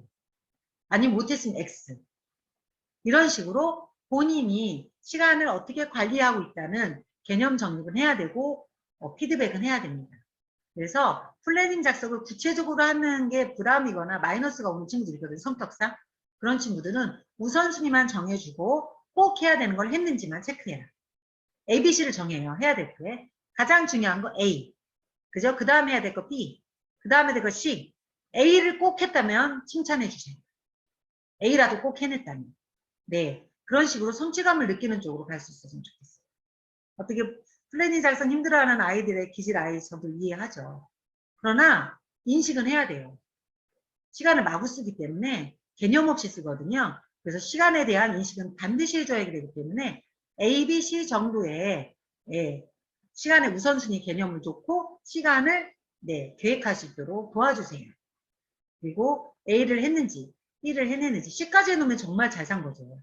그죠? 가장 중요한 A를 했고 그 다음 B를 했고 그 다음 C를 했다면 충분히 칭찬할 만합니다. 그렇게 관리해 주세요. 네. 생각보다 플래닝 잘하는 친구들도 있어요. 그래서 이게 중학교 때 연습이 많이 되면 좋습니다. 그래서 지금 우리는 근데 중학교가 끝나고 이제 고등학교 당장 이제 며칠 안 있으면 고등학교에 가야 되기 때문에 오늘부터라도 조금 며칠 동안 해보면서 관리하도록 하시고, 근데 이거는 스트레스를 주면 안 돼요. 그럼 안 하거나 너무 부담을 느끼거든요. 그래서 플래닝은 칭찬의 도구와 본인 성취감을 느낄 수 있는 수준에서 진행하는 게 좋겠습니다. 네. 중등에서는 만다라트를 못 받은 것 같은데 제가 중등에서는 제가 안 했습니다. 근데 중등에서는 너무 아이들에게 구체적인 게 부담이 될 수도 있고 그래서 그런데 이걸 할 수 있는 친구들은 하면 좋죠. 그건 이제 고등 아이들에게 지금 고등학습법에서만 강의를 하고 있습니다. 네. 초등학교 고학년 때부터 플래너 작성해도 괜찮은가요? 이것이 아이에게 너무 과도한 스트레스나 부담이 아니라면 천천히 시작하셔도 좋죠. 네, 나쁠 건 없어요. 그리고 아이들의 성향에 따라서 플래너를 굉장히 습득력이 좋은 아이들도 있어요. 그런 아이들은 하시면 돼요. 그런데 너무 튕기는 아이들도 있거든요. 거절하거나 싫어하거나 너무 무리하게 초등부터 진행하실 건 아니지만 그래서 대략적인 시간 플래닝만 해도 효과가 있는 친구들 효과가 있으니까요. 조금씩 조금씩 실천하시길 권할게요. 중등법에서 만다라트. 그래서 지금 만약에 이 만다라트 사진 찍으시고 만다라트에 대해서 중학교 학생이라도 이것을 작성해 보거나 하는 것도 의미가 있거든요. 근데 제가 너무 예비중 학생들에게 부담들이 될까봐 그러나 고등에 들어가는 친구들은 꼭 작성을 한번 해보는 것도 필요하죠. 생각보다 시간이 걸리고 아직 초등은 사춘기를 겪지 않은 예비 이제 중들은 자기 이해 능력이 아직은 그렇게 높진 않아요. 개별적으로 차이는 있습니다만 네, 그래서 쉽게 하는 방법은 있을 수 있겠으나 정말 뚜렷한 자기 이해를 바탕으로 자기 목표가 섰을 때 만다라트가 효과적이거든요. 그래서 여러분들이 아이의 연령이나 아이의 지금 개별적인 성숙도에 따라서 활용하실 수 있을 것 같습니다. 네. 네. 우리가 보면 고등학생에 대해서도 자기 시간 관리가 힘든 친구들이 많아요. 개인차가 심합니다. 근데 확실히 학업 역량이 좋고 자기 관리 능력이 되는 친구들 경우 시간, 목표 설정이 빨리 돼요. 제가 본 경험을 의하면 그런 능력을 차근차근 조금씩 키워주시기 바랄게요. 너무 무리하지 마시고. 시간이 지났습니다. 네, 쉬는 시간 지났고요. 질문에 답변 드리다 보니까 자, 이제 정말 중요한 강의가 이어집니다. 네, 그럼 시작하도록 하겠습니다. 네. 예습과 복습을 다 동시에 잡는 게 노트 필기입니다. 그래서 아까도 중등에서 설명드렸지만 코넬 노트 필기법을 우리 아이들이 조금씩 간단하게부터 복잡하게까지 성숙시킬 필요가 있어요. 저는 매우 중요하다고 봅니다. 그래서 우리가 코넬 노트는 4가지 영역으로 나뉘어요. 제목을 쓰는 파트, 노트 필기 영역, 내용을 쓰는 파트, 키워드 영역, 요약 영역으로 나뉘어요. 그래서 제목 영역은 예습의 도구라고 생각하시면 좋습니다. 제목에다가 수업 전 내가 들을 수업에 대한 교과 배울 내용을 주제만 쓰는 거예요. 주제 정도만. 오늘 배울 공부의 내용에. 그 다음에 그러면 예습이 돼요. 오늘 이거 하는구나. 이건 뭘까? 호기심도 되는 거죠. 매우 중요해요. 그래서 예습은 공부가 아니에요. 예습은 호기심이에요. 어떤 수업을 할지. 그 다음에 수업을 들으면서 작성하는 게 노트 필기죠. 그래서 선생님이 수업 중에 강조하는 것들, 수업 내용들을 중요 내용 포식해가면서 어떤 게 중요하다 표시해가면서 적는 거죠. 그 다음에 수업 끝나자마자 수업 후 오늘 내가 들은 수업은 이거였고 선생님이 이걸 강조했고 이런 내용이었지를 떠올리면서 간단하게 핵심 키워드만 적는 게 키워드 영역이에요. 이게 수업 후 직후에 복습까지 돼요. 그래서 굉장히 우리가 애니하우스도 나오지만 내가 공부한 내용을 오래 기억하게 해야 되는 핵심 방법이에요. 그러고 나서 오늘 공부를 했다면 집에 가서 오늘 공부는 오늘 해야 됩니다. 복습을. 그랬을 때 요약을 해야 되는데 교과서 보고 선생님 필기 내용 보면서 내가 공부한 내용을 내 스스로 정리해보는 시간이 필요해요. 이때 글로 쓰는 게 힘들다면 말로라도 해봐야 되는데 글쓰기를 권해요. 왜냐면 이제 글 쓰는 게 중요하거든요. 서술, 논술 그렇죠? 그래서 이 노트법을 우리 아이들이 적용하게 한다면 우리 아이들은 내신에서 굉장히 효과를 봐요. 물론 이런 공부법은 수능에서도 도움이 됩니다. 그래서 이게 바로 예습과 복습을 동시에 잡는 노트 필기법이다. 그래서 오늘부터라도 우리 아이들이 이거를 배워서 학교 수업에서 적용해 봤으면 좋겠다. 학원 공부는 이게 힘들어요. 왜냐하면 나가는 양이 매번 다르고 매우 많아요. 그리고 문제집 위주의 경우도 있고요. 그래서 학원 공부에 코넬 노트 필기법을 적용하기는 좀 힘들고요. 학교 수업 진행될 때는 굉장히 효과적입니다. 네, 그렇게 해서 여러분들이 진행을 해주시고 아이들이 도와주면 좋겠고요. 학생 여러분들도 이걸 너무 복잡하게 하는 게 아니라 이거를 실천하다 보면 여러분들이 적응이 되다 보면 굉장히 공부 내용이 정리가 돼요. 이해되셨죠? 네. 그래서 이게 화면 예시죠.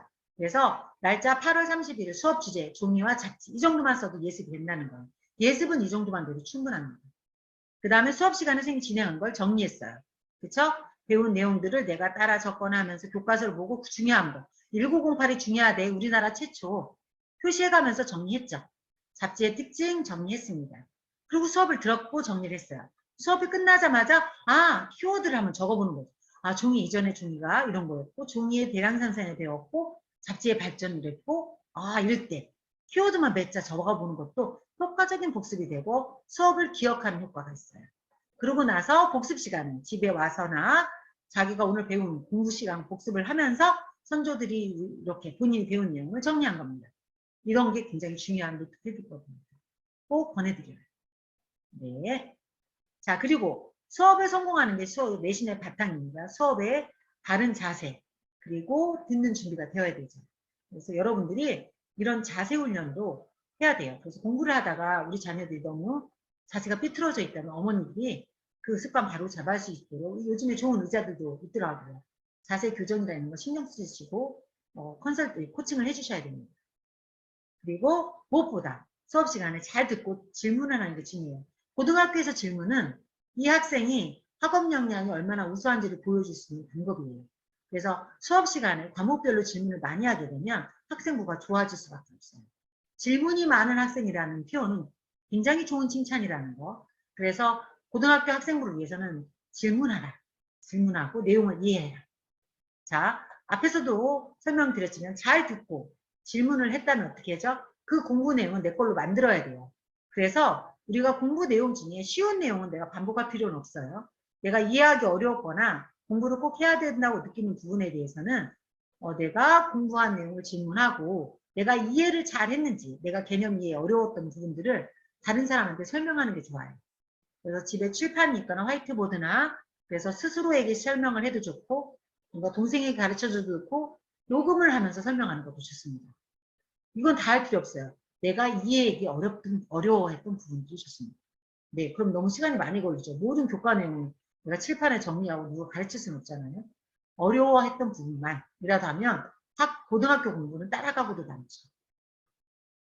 네, 그래서 아까 제가 코넬 노트법 얘기하면서 여기 복습 얘기했죠. 그래서 노트 정리하면서 수업 끝나자마자 그 수업에 있어서 핵심 키워드를 한번 적는 거. 이게 굉장히 중요한 게 여러분 복습에서 2분 복습이 굉장히 효과적이라고 얘기하거든요. 원래 우리가 수업을 듣고 10분 내에, 20분 내에 한 번 반복하면 그게 오래 기억이 되고 장기 기억화될 확률이 높다라고 웨빙하우스라는 분이 연구를 했고 이걸 웨빙하우스의 망각곡선이라고 얘기해요. 그래서 고등학교처럼 수업 양이 많을 때는 이게 굉장히 효과적이에요. 뭐냐면 수업 끝나자마자 2분 내로 그 수업을 회상해도 좋아요. 나는 오늘 어떤 수업. 여러분 지금 제가 강의한 내용 한번 떠올려 보시겠어요? 조금 직전에 제가 무슨 내용 했죠? 뭐 했어요? 코넬 노트법 얘기했죠. 여러분이 지금 코넬 노트법 한번 기억하는 거랑 아무 생각 없이 수업 그냥 한번 쭉 듣고 나중에 이 수업을 기억했을 때 코넬 노트법을 기억하는 퍼센테이지가 훨씬 높은 거는 여러분 지금 한번 그 회상했을 때예요. 그 효과가 내신에서 굉장히 중요해요. 그래서 우리 학생 여러분 학교 고등학교 올라가거든 수업 듣자마자 엉덩이를 의자에서 떼지 말고 노트 필기를 간단하게 했다면 그 뒤 수업을 들은 내용을 회상하면서 중요한 단어만 3가지, 4가지만 써도 굉장히 성적이 올라간다는 거죠. 지금부터 해보라는 거예요. 오늘 수업 뭐 배웠지? 라고 기억하면서 핵심 키워드를 작성하는 거죠. 이해되셨나요? 매우 중요합니다. 네. 그 다음에 고등학교 내신 학부는 굉장히 중요하죠. 대학 성적과 직결되기 때문에 자, 고등학교는 시험을 4주 전부터 해야 돼요. 내신 발표. 계획 수립.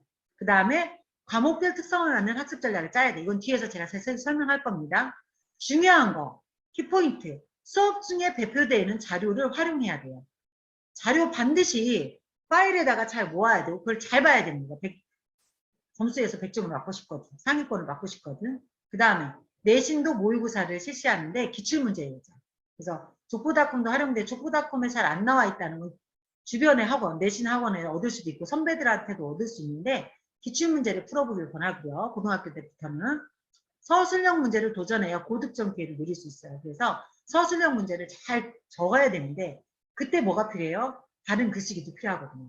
그래서 노트 필기를 하면서 글씨를 다르게 가져가는 것도 중요하고요. 자, 여기서 중요한 거 한마디 할까요? 내가 고등학교 올라가서 성적이 잘 안 나와요, 생각보다. 그럴수록 중하위권 학생은 암기 과목을 철저하게 해서 거기서 성적을 내는 방법이 있어요. 왜냐하면 우리가 학생부 교과라는 것도 있잖아요. 그러면 그냥 교과 평균을 내는데 수학도 들어가고 영어 들어가고 사회 과목, 탐구 과목, 과학 과목 들어가거든요. 그래서 본인이 잘하는 과목에서 내신을 확 올려놓는 거죠.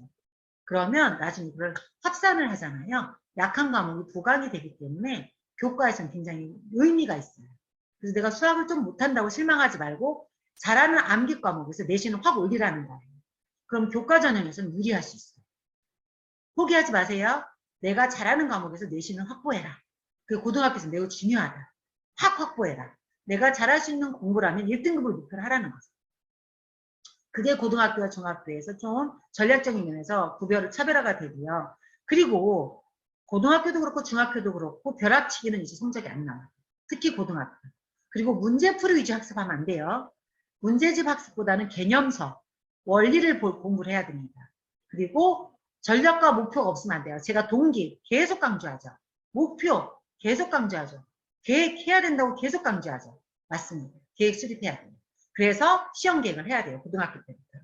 시험 계획을 하는 게 이제 플래닝인데 여러분 자료에도 있을 거지만요. 시험을 볼 때 항상 목표 점수를 써야 돼요. 4주 전. 4주 전 시험 계획이 발표되면 내 목표 점수를 먼저 쭉 쓰세요. 아직은 우리 1학년이니까 이전 점수가 없죠. 중학교 2학기 거 써도 돼요. 네, 국어 과목 쫙 쓰고 중학교 만약에 2학기 거 점수 쓰고 나는 고등학교 목표 점수를 쓰는 거죠. 원점수를 쓰세요. 그 다음에 시험이 끝난다면 반드시 받은 점수를 쓰고 그 다음에 다음 목표 점수를 다시 쓰는 거예요. 이런 목표 점수 판이 우리 아이 내 책상에서 가장 잘 보이는 곳에 있어야 돼요. 이런 거 숨겨서 작성하면 안 돼요. 목표는 노출해야 돼요. 그래서 여러분들이 이런 거는 가장 잘 보이는 곳에 작성을 해서 눈에 띄게 하라. 네, 이 작업부터 했으면 좋겠습니다. 그 다음에 시험 목표 점수 체크한 다음에 시험 과목과 범위를 반드시 정리해 놔야 돼요. 그래서 시험 범위 과목 적고 우선순위는 내가 가장 전략적으로 시험 점수를 많이 확보할 과목을 정하는 거죠. 과목으로. 영어가 될지. 근데 우선순위 정할 때 뭐라고 그랬어요? 양이 많은 거였죠. 중학교 때는. 고등학교 때는 전략적으로 내가 양이 많은 것도 중요한데 잘 점수를 딸 수 있는 과목이 유리합니다. 영어, 국어랑 수학 중에 난 국어를 더 잘한다. 그럼 국어를 더해서 내신 학업을 확실하게 하는 것도 방법이랍니다. 자, 그래서 과목 적고 시험 범위를 적고 공부할 내용을 적고 내가 어떤 교재, 어떤 자료를 활용해야 되는 데까지 적어놔야 프린트 안 놓쳐요. 이런 거 적지 않고 하면 꼭 빼먹어. 나 그거 하나 안 봤다. 이렇게 되면 점수 딱 떨어져요. 그래서 이런 관리를 어머니들이 할 수 있도록 꼭 옆에서 한번 지켜보시거나 코칭해 주세요. 잔소리 개념이 아니라 코칭 개념이고 도와주는 개념으로 한번 살펴보시라는 거죠. 네. 그리고 시험 시기별로 4주 전부터 짜야 돼요. 어떻게 공부할지 계획을 세워보고 일주일 전에 최종 점검을 한번 해야 돼요. 어느 정도 공부가 되겠는지, 90% 완성인지, 80% 완성인지 하고 부족한 건 일주일 안에 메꿔야 돼요. 하루 전에 안 메꿔져요. 그리고 나서 여기가 시험 후인데 여기 시험 후 피드백인데요. 여기서 내가 과목 적고 받은 점수, 실제 점수 몇 개 틀렸는지 적고 실은 이게 너무 중요합니다. 내가 왜 틀렸는지를 알아보는 게 중요합니다. 그다음에 시험 피드백 적는 거죠. 이렇게 이제 고등학생이 되면 구체적인 시험 플랜은 해야 됩니다. 꼭 해야 돼요. 우리 학부모님들, 우리 아이들이 대책 없이 시험을 보게 하시면 안 돼요. 그래서 이렇게 해야 됩니다. 그래서 못 받으면 슬프겠지만 그것도 직면해야 된다. 피해가지 마라. 내 성적을 피해갈수록 하면 할수록 고등학교 성적은 떨어져요. 내가 틀린 문제들을 마음 아프죠. 그러나 왜 틀렸는지 알아내야 성적이 올라요. 꼭 파악해요. 그래서 이게 고1, 1학년 중간고사가 중요해요. 그래서 고등학교 내신 이렇게 나는구나. 파악을 해야 됩니다. 본인이. 그래서 지필평가 살펴봤고요. 수행평가는 굉장히 중요하죠. 수행평가는 사실 굉장히 중요한 게 요즘은 과제형보다 과정형이 많이 주어지는데 교실에서 해결되는 수행이 많아요. 그러면 적극적으로 참여해야 되고 그때 제출하는 걸 놓치면 안 됩니다. 그렇죠? 그 날짜가 정해진 것도 가능한 우리가 그 날짜를 굉장히 잘 지켜야 돼요. 그래서 수행평가는 생각보다 성실함이 중요해요. 선생님이 내주는 거 잘 기억하고 제 시간에 제출하고 그 정도만 해줘도 어느 정도 점수는 나옵니다. 이걸 못할 경우 점수가 벌어지고 지필평가보다 영향력이 크기 때문에 여러분들 수행평가 잘 챙기셔야 됩니다. 네, 자, 그 다음. 자, 제가 어디가라는 지금 QR코드 만들었죠? QR코드 사진 찍으세요. 어제도 찍으셨죠? 어디가 사이트가 되게 좋은데 이제부터 한 가지 새로운 걸 알려드리면 어디가 사이트에 보면 성적 분석란이 있어요. 성적 분석 코너가 있죠. 이 성적 분석에 가시면 학생부 성적을 입력하는 게 있고 수능 성적을 입력하는 게 있는데 아직 우리 수능을 본 게 아니죠. 학생부 성적을 입력하게 돼 있어요. 그래서 1, 2학기 다 우리 아이 성적을 입력하게 되면 여기서 이렇게 로그인하고 회원가입하고 학기별로 입력을 하죠. 우리 아이 내신을. 그러면 이렇게 분석이 나와요. 그래서 우리 아이가 성적이 뭐가 올라가고 내려가고 있고 한눈에 다 보이죠. 그리고 이 등급으로 지원 학교도 나중에 찾아볼 수가 있어요. 학교란에서 그 대입 정보란에 가면 대입 정보센터 가면 몇 등급이고 수능에서 몇 점을 받아야 대학에 진학하니 나오거든요. 그래서 저는 아이들에게 이런 능력도 가르쳐야 된다고 해요. 자기 성적을 관리할 줄 아는 거죠. 아시겠죠? 그래서 내신 관리는 어디서 해라? 어디가? 어디가 어디? 성적 분석만. 학생부 성적 분석. 여기서 치고 들어가라. 그래서 학생부 내용도 넣을 수 있고 성적도 기입해라. 이러면서 관리할 수 있습니다. 아시겠죠? 네. 우리 고등학교 학생 꼭 기억해야 됩니다. 자, 그 다음에 이제 수능 공부법을 위해서 EBS로 들어가도록 하겠습니다. 시간이 부족해서 제가 여러분에게 많은 걸 전달하다 보니까 좀 많이 빨라집니다. 자, 노력이 적으면 얻는 것도 적어요. 자, 대신 노력이 많으면 얻는 게 많습니다. 자, 우리가 수능은 영역별로 선택 과목이 다르고 내가 어떤 과목을 선택하느냐인데 고1 때는 그래서 고1 때 여러분 뭐 해야 되냐면 통합과학, 통합사회 배우죠. 통합과학, 통합사회 볼 때 어떤 파트가 나한테 재밌고 더 성적이 공부가 잘 되는지 파악해야 돼요. 다시 한번요. 고1에 올라가면 여러분 어제 얘기해드렸지만 공통과목 배울 때 통합과학, 통합사회라는 배우는 한국 과목을 종합해 놓은 과목을 배워요. 이건 중학교 내용하고 별 그렇게 난이도가 높진 않으나 다루어지는 영역들이 골고루 들어가 있는데 그거 배울 때 어느 파트가 흥미로운지를 관찰하고 어느 파트 성적이 좋은지 한번 관찰해 보세요. 대부분 그게 맞아요. 예를 들어서 통합과학 배울 때 물리나 화학이 재밌어요. 그럼 물리와 화학을 선택했을 때 확실히 성적이 잘 나옵니다. 그런 것처럼 1학년 과정은 통합과학, 통합사학을 열심히 공부해보고 거기서 힌트를 얻어라. 수능에서. 네, 그리고 또 하나. 수능은 이제 대학별로 이렇게 과목이 정해진 경우가 있어요. 문과는 아무 상관, 이과는 어느 거를 선택해도 상관이 없습니다만, 자, 이과 같은 경우 기하나 미적 이런 게 선택 과목이 있죠. 그리고 이제 사탐이나 과탐에서 선택 과목을 하는 지정해 놓은 학교들이 있는데 그거는 여러분들이 고2 때 이제 파악해서 지정을 하면 돼요. 그래서 과목 선택은 내가 수능에서 점수가 잘 나오는 걸로 선택하라. 수능 과목은 그렇게 보시면 됩니다. 자, 수능은 어디에 가서 관리하시면 되냐면 이것도 QR 사진 찍으세요. 이거 찍으시면 그 사이트로 그냥 가거든요.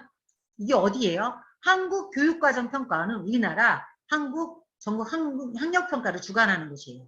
우리가 흔히 모의고사, 국가에서 보는 모의고사를 주관하는 곳이거죠. 한국교육과정평가원에 들어가면 대학 수학능력시험이라는 수능 모의평가 이런 것들의 자료가 잘 나와 있고 기출문제라든가 다 나와 있어요. 수능 문제들. 어떻게 나오고 있고 방향은 뭐다. 그래서 이런 데 들어가셔서 자료 찾으면 좋은 수능 자료가 많습니다. 꼭 활용해 보시고요. 수능 모의평가 이런 데 자료 있다는 거. 자, 그 다음 여기에 들어가면 학습 방법이 다 나와 있어요. 자, 2020학년 대학 수학능력시험 학습 방법 안내 되어 있죠. 다운받으세요. 그럼 2023학년도 언제든가 올라갈 거 아니에요. 그죠? 아마 이게 확실하게 이제 정해지면 올라가는데요. 그런 것들을 시기별로 잘 관찰하고 있다가 이런 것도 자료로 활용하시면 충분히 대비가 되겠죠. 방향성이나 이런 거. 그래서 한국교육과정평가원 참고하시고요. 그 다음 자, 중요한 얘기를 하겠습니다. 제가 어제도 모의고사 성적도 중요하다고 말씀드렸죠. 모의고사 성적표에 우리 아이의 성적이 모든 진실이 담겨 있어요. 우리 아이가 전국에서 몇 프로인지, 어느 정도 대학을 갈 수 있는지, 현재, 그리고 수능 과목에서 무엇이 부족한지, 어디에서 틀리고 있는지, 그래서 보충학습을 무엇을 해야 되는지, 이 한 페이지에 다 나와 있다는 거죠. 그런데 이걸 안 봐. 그런데 이걸 엄마한테 안 갖다 줘. 그런데 어디 있는지 몰라. 여기서 문제가 생겨요. 마음 아프지만 들여다봐야 되고, 네, 여기서 분석을 해야 됩니다.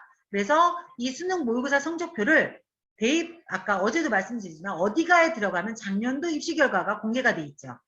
거기서 내가 어느 정도 갈 수 있는지 성적이라 살펴보면서 평가해서 힌트 항상 찾아보셔야 돼요. 그래서 성적대별 내가 갈 수 있는 대학을 참고하시고, 이건 어제를 얘기했고요. 자, 오늘 중요한 얘기입니다. 자, 모의고사는, 수능은 내가 내 수준을 알고 공부하는 게 그렇게 중요해요. 내 수준을 알고. 그래서 영어 같은 경우 우리 많은 전문가들이 얘기하지만 수능 같은 경우 영역별로 보면 난이도가 있어요. 수능은. 굉장히 잘 짜여진 시험이 수능이에요. 그래서 내가 1등급을 목표로 하느냐, 2등급을 목표로 하느냐, 3등급을 목표로 하느냐에 따라서 등급에 맞게 공부를 해야 돼요. 1등급에 맞게 공부를 하느냐, 2등급에 맞게 하느냐. 그럼 내가 80점을 목표로 하느냐, 이렇게 나와지는 거잖아요. 그죠? 그죠? 그렇기 때문에 여러분들이 모의고사를 기초로, 학교에서 보는 모의고사를 기초로 내 수준을 맞추고 거기에 맞게 수능을 적절하게 그 범위 안에서 공부를 하는 게 중요해요. 내 수준에 맞는 공부가 생각보다 중요하다. 자, 이런 공부를 하게 되면 어떻게 되죠? 수능 대비도 되고 2학년 내신도 대비가 될 수 있습니다. 그래서 이걸 활용하시라고 말씀드렸고요. 자, 볼게요. 그럼 내 수준에 맞는 수능이 어디서 찾아요, 공부를? 바로 여기에요. 자, 보이십니까? 이것도 QR 제가 만들었어요. 이걸로 어머니도 힘드실까봐. EBSI라는 고교 사이트가 있어요. EBSI예요. 이거 찍어 놓으시면 항상 이 사진으로 들어가시면 되죠. 우리 친구들도 찍으세요. EBSI에 들어가면 로그인 하셔야 돼요.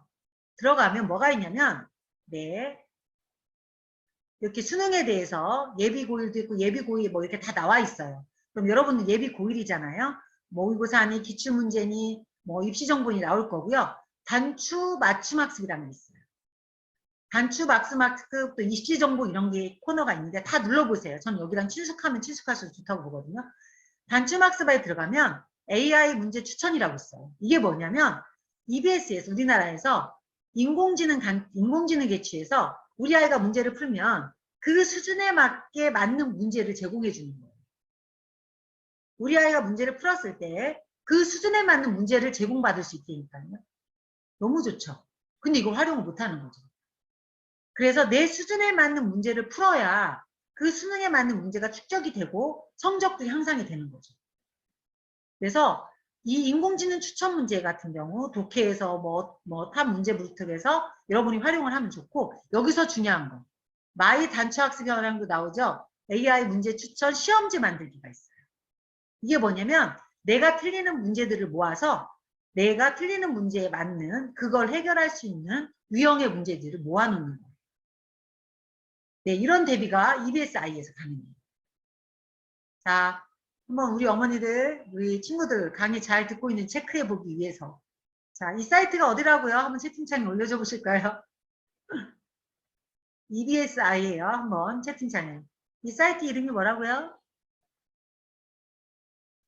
한번 채팅창에 우리 글로 올려주세요. 네, 맞아요. EBSI. 거기서 뭐라고요? 네, 인공지능 단추. 인공지능 단추예요. 인공지능 단추를 많이 이용하시면 여러분의 수능은 여러분 수준별 대비가 가능합니다. 네, 네, 좋습니다. 네, 네, 자, 그래요. 그러면 여기 보면 이렇게 추천 문제가 나오고요. 심지어 우리 아이 수준에 맞는 강좌 추천도 돼요. 저는 EBSI랑 아무 상관이 없어요. 근데 이게 너무 잘 돼 있어서 소개해드리는 거예요. 그래서 내가 기출문제를 풀고 내 수준이 잡히잖아요. 인공지능에. 그러면 그 수준에 맞는 강의도 추천이 돼요. 그럼 여러분은 그 수준에 맞는 강의를 들으면 보강이 돼요. 자, 수능 공부 그럼 충분히 할 수 있죠. 그쵸? 네, 추천 강좌까지 조회 가능하다. 참고사항 드립니다. 자, 그래서 이제 고등학교 공부는 중학교랑 달라요. 꿈을 갖고만 할 수는 없어요. 객관적인 내 위치를 파악하고 내 위치를 어떻게 맞춰갈 거냐. 냉철하게 해야 돼요. 모의고사 등급 감추면 안 돼요. 노출해야 돼요. 내신 성적 감추면 안 돼요. 노출해야 돼요. 거기서 수준에 맞게 수업을 진행하고 거기서 방법을 찾아야 됩니다. 현재치 위치를 갈 수 있는 대학에서 잡고 목표치 차이를 줄여나가는 공부를 해야 된다. 자, 그래서 우리 스몰빅이라는 책도 한번 읽어봤으면 좋겠는데 작은 성공이 큰 성공을 만들어요. 그래서 처음부터 서울대학을 누가 가요? 오늘 하루 열심히 살아야 서울대학을 가지. 처음부터 멋진 어떤 요리사가 누가 돼요? 오늘 열심히 실습을 해야 요리사가 되지. 작은 성공을 하길 바랄게요. 네. 자, 그럼 공부법 들어갑니다. 국어. 아까 중학교에도 말씀드렸지만 국어는 수업 선생님이 작품을 어떻게 해석하는지 반드시 숙지해야 돼요. 내가 해석하는 방법으로 시험 문제 푸는 거 아니에요. 국어는 선생님의 해석법이다. 해설지의 해석법이다. 자, 그 다음 수업 시간에 선생님이 언급한 다른 작품 반드시 찾아봐야 돼요. 수업 시간에 연결된 작품 반드시 찾아 읽어라. 다음 수업 시간에 선생님이 언급한 다른 작품 반드시 찾아 읽어요. 제가 이거 중위에서 2번이나 써요. 예, 그 다음에 시험 전날 서술형 문항에 반드시 써보고 대비해야 됩니다. 알겠죠? 네. 그래서 여러분들이 수업 시간 서술형 수행평가할 때 쓰고 노트 필기하는 게 그만큼 중요합니다. 국어는 노트 필기가 굉장히 중요하다라는 말 드리고 싶어요. 수업은, 예, 국어는 수업 시간 작품, 연계 작품 읽는 거 매우 중요하다. 자, 그 다음 수학 같은 경우는 저는 자투리 시간에 수학 문제 30개 이상 풀어라. 수학은 자투리 시간을 좀 많이 수업 중간중간 이용하면 좋겠고요. 네. 짬을 이용한 수학이 효과적이라고 합니다. 수학 문제 푸는 게. 그 다음에 시험 전에는 교과서 부교재 오답 노트 풀이에 집중해라. 그래서 수업 시간 공부할 때 오답 노트를 쓰는데 수학에서는 굉장히 중요합니다. 그리고 수학에서는 우리가 항아리 공부법 제가 중등에서 강조했는데 개념을 잡는 거예요. 그래서 문제풀이가 중요하다기보다는 개념을 확실하게 알고 가는 공부가 중요합니다. 영어는요. 교과서를 암기해야 내신 확보를 위해서는. 그 다음에 문법, 암기와 문법 함께 하는 거. 그 다음에 중요한 단어, 수거 정리하는 거. 그 다음에 영어 원서 읽기를 통해서 어떤 영어적인 실력을 갖추는 것도 권해드립니다. 공부법에 대한 내용은 여러분들이 유튜브에도 좋은 공부법이 많이 나와 있고 그래서 수시로 공부 안 될 때 영어 공부와 잘한 친구들, 선배들 이야기를 귀가며 듣는 것도 방법이에요. 과학공부법. 첫째도 개념입니다. 그래서 과학은 개념을 암기를 잘해야 되고 그거를 정확히 파악해야 되고요. 틀린 문제를 다시 푸는 거. 네. 그래서 암기를 꼼꼼하게 잘하고 성적을 잘 내고 싶다면 수업 시간에 강조한 부분을 공략을 잘해야 돼요. 네. 사회탐구는 교과서 내용을 직접 요약하면 굉장히 이해도 빠르고 성적 향상이 빠릅니다. 그리고 사회 같은 거는 개념이 아니라 키워드 중심으로 암기를 해야 됩니다. 중요한 키워드. 그리고 이 키워드를 가지고 노트에 키워드 마인드맵으로 활용하면 좋습니다. 정리를 해야 되는 거죠. 네, 이렇게 살펴봤고요. 자, 그러면 이제 중요한 세특 관리 들어가겠습니다. 학생부 종합전형으로해서 강조되는 게 세특이고 제가 책도 썼죠. 그래서 여러분들 검색하시면 책이 나와요. 학생부 세특을 부탁하는 책도 나오고요. 그 다음에 이제 이게 세특이 독서랑 연계되어 있어서 같이 가도록 할게요. 자, 우리 학생들 2024학년도 학생이 우리 자녀들은 학생부가 굉장히 간소화된 시기에 보내게 됩니다. 그래서 교과활동은 과목당 500자로 줄진 않아요. 그리고 종합의견이라서 제가 어제 중학교에서 차분히 설명을 했죠. 500자인데 이거는 줄진 않아요. 이건 담임선생님이 적어주는 난입니다. 그리고 비교과 영역이 있어요. 그리고 글자 수는 이렇다. 제가 지금부터 자세히 살펴볼 텐데요. 이제 달라지는 게 독서활동 대입 위반형, 추가 수상경력 대입에 들어가지 않아요. 진로활동란에서 진로희망 분야 대입에 들어가지 않는다는 거 2024학년도부터입니다. 그래서 여러분들이 이 내용을 알고 그래서 너무 수상이라든가 이런 것들에 에너지를 쏟을 필요는 없겠지만 독서는 대학이 목표 뿐이지 세특이라든가 진로활동이라든가 동아리활동에서 여전히 중요합니다.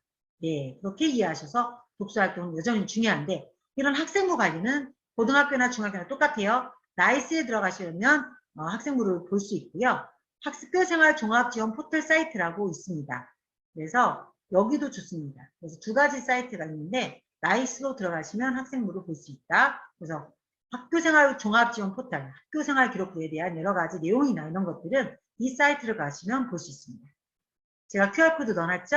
이것도 미리 사진 찍어 놓으시고 활용하시면 좋습니다. 그리고 고등학교에 올라가면 학교에서 처음에 나이스 가입 안내가 나와요.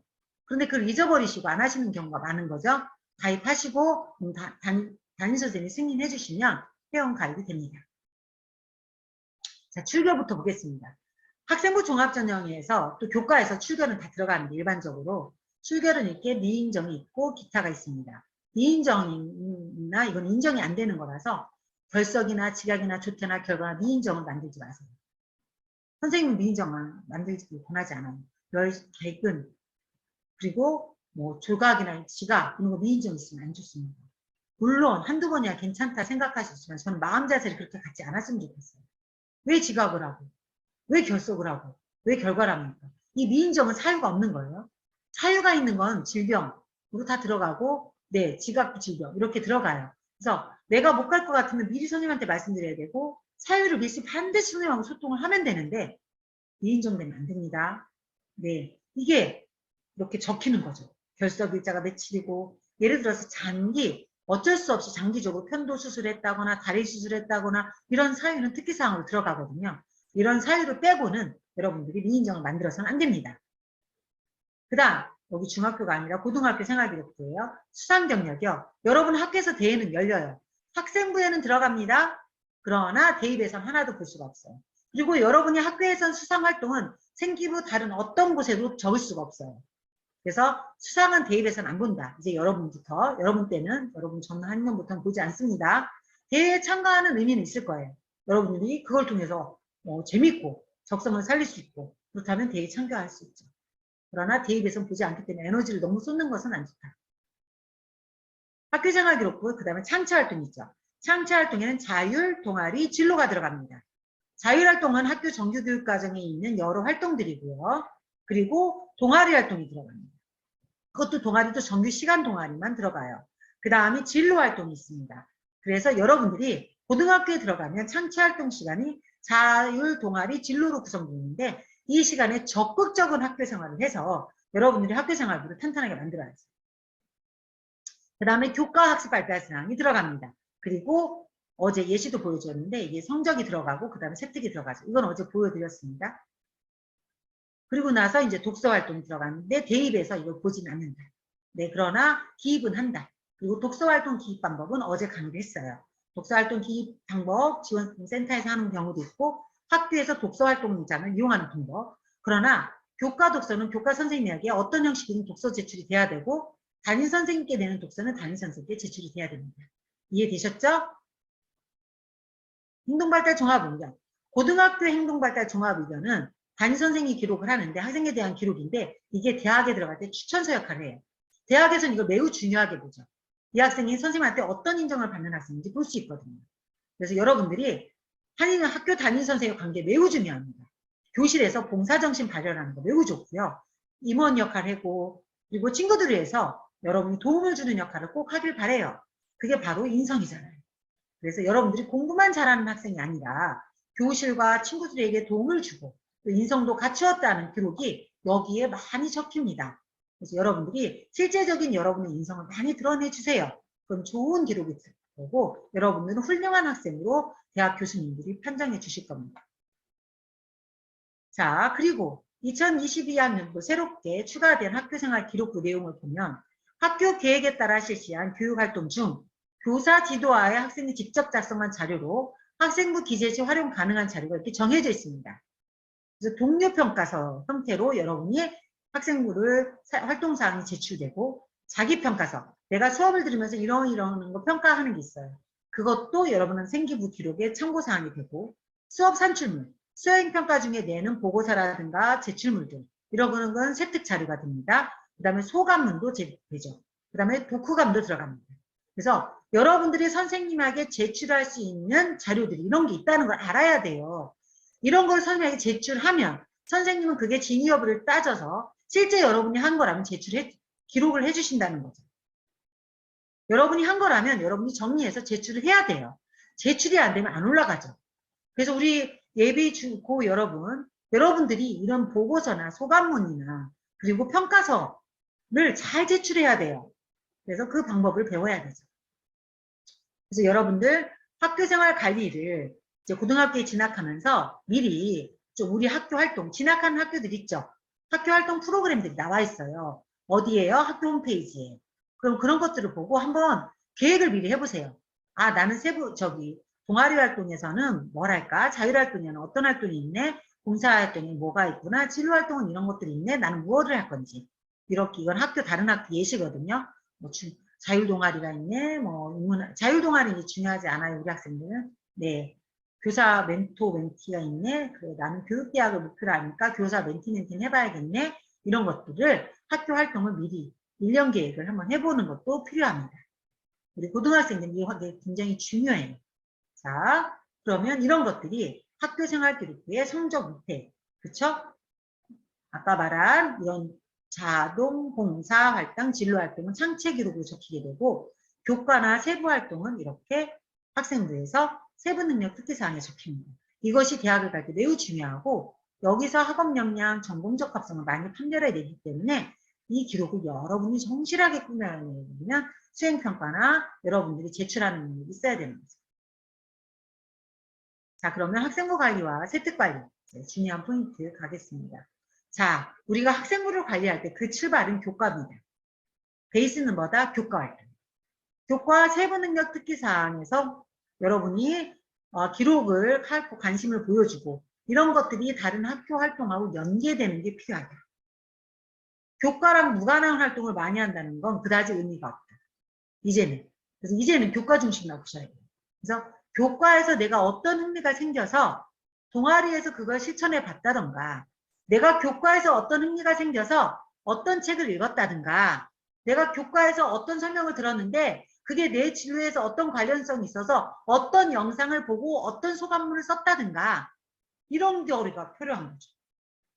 교과에서 어떤 흥미가 있어서 자율활동 시간에 친구들하고 스터디 모임을 하는데 그거에 대한 토론을 해봤다던가, 이게 있어야 됩니다.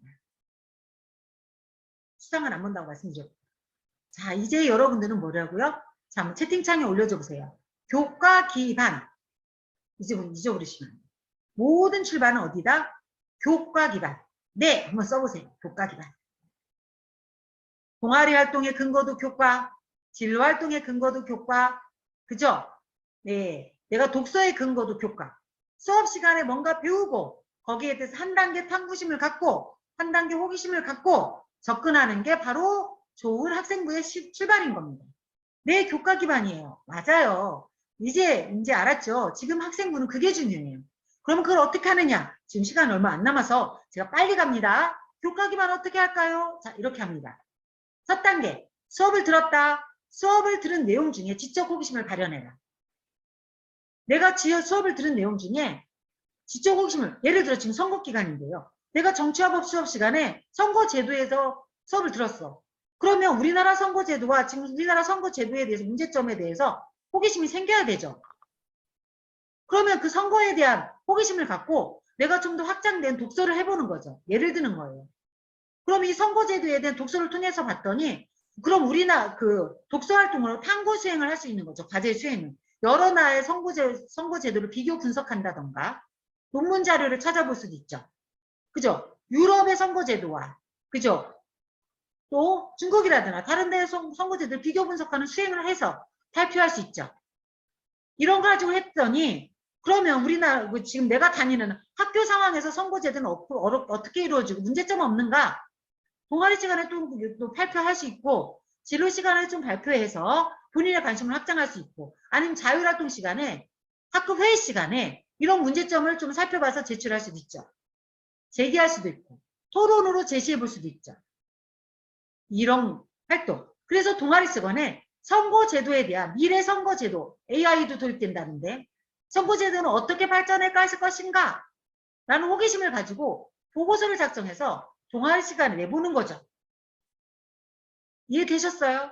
선거제도 하나만으로도 여러분들은 수업 시간에 지적 호기심을 타고 들어가서 독서로 연결하고 탐구 수행을 해서 발표를 할 수도 있고 연관된 수업이나 진로나 자율에서도 할 수 있고 이걸 가지고 학교 활동에 참여할 수도 있어요. 직접. 선거제도에 대해서 내가 의견을 제시할 수도 있죠.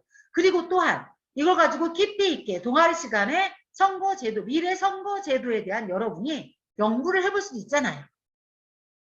자, 지적 호기심을 1학년 때 정도 가졌다면 2학년 때는 동아리 정도에서 살펴볼 수도 있고 3학년 때는 보고서를 작성할 수도 있죠.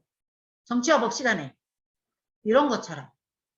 학년별로 성숙되기도 하고 학교별로, 그러니까 학교 활동에 펼쳐지기도 하고 시간 순으로도 깊어지고 학교 활동화도 넓혀지고 상하로 넓혀가는 겁니다.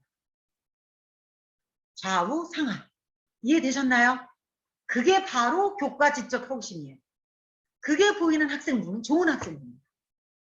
자, 이걸 누가 할 수 있죠? 수업 시간에 집중하는 학생이 할 수 있죠. 수업을 잘 들어야 지적 호기심이 나오죠. 어젯밤에 12시까지 학원 숙제하다 기분 나쁘게 아침에 일어나가지고 학교 수업 듣는데 무슨 말 하는지도 듣기 싫은데 누워서 잤어. 어떻게 나와요? 안 나오거든요. 그래서 여러분들이 이걸 발현하기 위해서는 수업 집중. 다시 한번 중요합니다. 자, 이렇게 지적 호기심을 연결하는 거다. 교과 기반 지적 호기심. 자, 그럼 지적 호기심도 한번 우리 학생들 채팅창에 적어주세요. 지적 호기심이다. 이제 학생부는 지적 호기심이다. 여러 활동을 원하는 게 아니에요. 여러분들이 교과에서 관심 갖는 걸 주도적으로 파고드는 학생을 원한다. 그 자세를 갖추어라. 그렇다면 여러분은 할 수 있다. 네, 맞습니다. 자, 그러면 이 지적 호기심을 활용할 때 굉장히 중요한 도구가 바로 독서라는 거예요. 어떤 책을 보고 있느냐, 어떤 자료를 어디서 얻느냐, 독서에서 얻는 게 가장 좋다는 거죠. 그래서 독서 능력은 바로 여러분들의 심한 능력을 보여주는 학생부의 기초다. 독서는 어때요? 교보문고에서도 찾아도 좋고, 영국문고에서도 찾아도 좋고, 네이버에서 찾아도 좋고, 찾으면 돼요. 구글에서 찾으면 좋고, 책의 종류가 문제가 아니에요. 여러분이 어디서 호기심을 느껴서 어디서 이 책을 보게 됐느냐가 중요한 거죠. 그리고 이 독서를 통해서 대학에서 나는 이 학과를 공부하고 싶다도 연결이 되잖아요. 그래서 이게 독서와 지적 호기심의 연결고리에서 독서는 매우 중요하다. 학생부에서 교과와 연결되는 독서가 유기적으로 많이 보일수록 이 학생은 주도적이며 지적 호기심이 탁월하다는 걸 보여줄 수밖에 없습니다. 자, 그래서 아까 제가 어제 중학교 2부 얘기했지만 고등학교 교과서도 구글링 하면 다 나와요. 구글에서 여러분들이 이 사이트 안내할게요. 구글에서 그냥 고등학교 교과서 2부 링크 자료 치면 이렇게 자료가 떠요. 그러면 출판사별로 2부 코너가 떠요. 자, 국어교과서를 제가 이 주소, 지금 국어교과서 지금 제가 QR코드 박아놨거든요. 여기에 들어가면 이게 금성출판사 같아요. 정확하진 않지만. 자, 글씨가 그러면 이런 사이트로 들어가요. 국어 뉴스열, 이거는 우리 교과서는 저자에 따라 달라집니다. 고등학교. 그러면 여기 보세요. 공통자료도 떠요. 보면 문학기행, 추천도서 목록, 지도서 목록, 여러분이 여기서 뭐냐면 회원가입하고 참고자료를 구할 수 있다는 거죠. 이런 노력이 중요한 거죠. 그래서 여러분들이 국어교과서 이북으로 보면서 내가 흥미로운 작품을 독서로 연결하고 그리고 그거를 수행으로 연결하고 그거가 더 연구하고 싶다면 동아리에서도 해보고 그게 정말 학교 활동에 의미 있다면 학교 활동에서 펼쳐보고 그리고 그걸 탐구하고 싶다면 연구 논문은 주로 문제의식도 포함하거든요. 그럼 이게 미래에 어떨 것인가? 그럼 이건 우리나라에 어떻게 적용될 것인가? 이런 물음표를 갖고 보고서를 작성해 보시는 것 권해드립니다. 자, 그러면 시간이 많이 없기 때문에 그럼 교과 보고서 어떻게 쓸까요? 자, 굉장히 중요하죠. 교과목 연계가 중요하기 때문에 주제를 교과목에서 찾아야 돼요. 그럼 교과목 연계에서 주제는 교과서 단원에서 관련 핵심어를 잡으세요. 교과서를 미리 읽는 게 그만큼 중요합니다. 그래서 교과 단원에서 관련 핵심어를 찾아서 내가 관심되는 핵심어를 표시해 두세요. 그리고 이거를 검색해요. 구글링해요. 그 핵심, 교과에서 나온 핵심을 자료를 모아요. 그러면 구글에 도서도 뜨고 논문도 뜨고 영상도 떠요. 그걸 가지고 여러분들이 이렇게 발표를 하는 거예요. 사회문화 시간에 인구 감소가 나와요. 그래서 인구 감소를 미리 표시해 놓았다가 구글에서 인구 감소를 쳤더니 이 친구는 교대를 희망하거든요. 교육계를 가고 싶어. 그러니까 뜬 자료 중에 학령기 인구 감소가 미래 사회에 어떤 영향을 미치는지 관심이 가고 그런 논문이 많아. 그럼 나도 이런 거 탐구 주제 해볼까? 이런 주제로 내가 수행평가를 해보면 어때요? 교과 연계되죠? 내 희망 교과 연계되죠? 이 학생의 지적 호기심 보기죠? 그랬더니 관련 독서, 영상 다 떠요. 그 중에서 내가 호기심이 가는 걸로 선택해서 영상을 봤어요. 근데 영상 봤다는 걸 쓸 데가 없네? 진로에 영상 본 시간 쓰면 되고, 자율활동에 써도 되고, 그쵸? 여러분들이 그런 걸 자기활동 보고서로 내면 되는 거죠. 여러분이 그걸 직접 했다면 선생님이 참고하실 거예요. 안 하고 내는 게 문제지. 그쵸? 꾸며내라는 게 아닙니다. 여러분이 하면 돼요. 자, 이 단계를 밟아가요. 자, 다시 한번 어디? 교과서 미리 보기. 그 다음에 교과 단원 관련 핵심어 표시해두기. 그 다음에 주제 구글링해서 찾기. 자료를 모으기.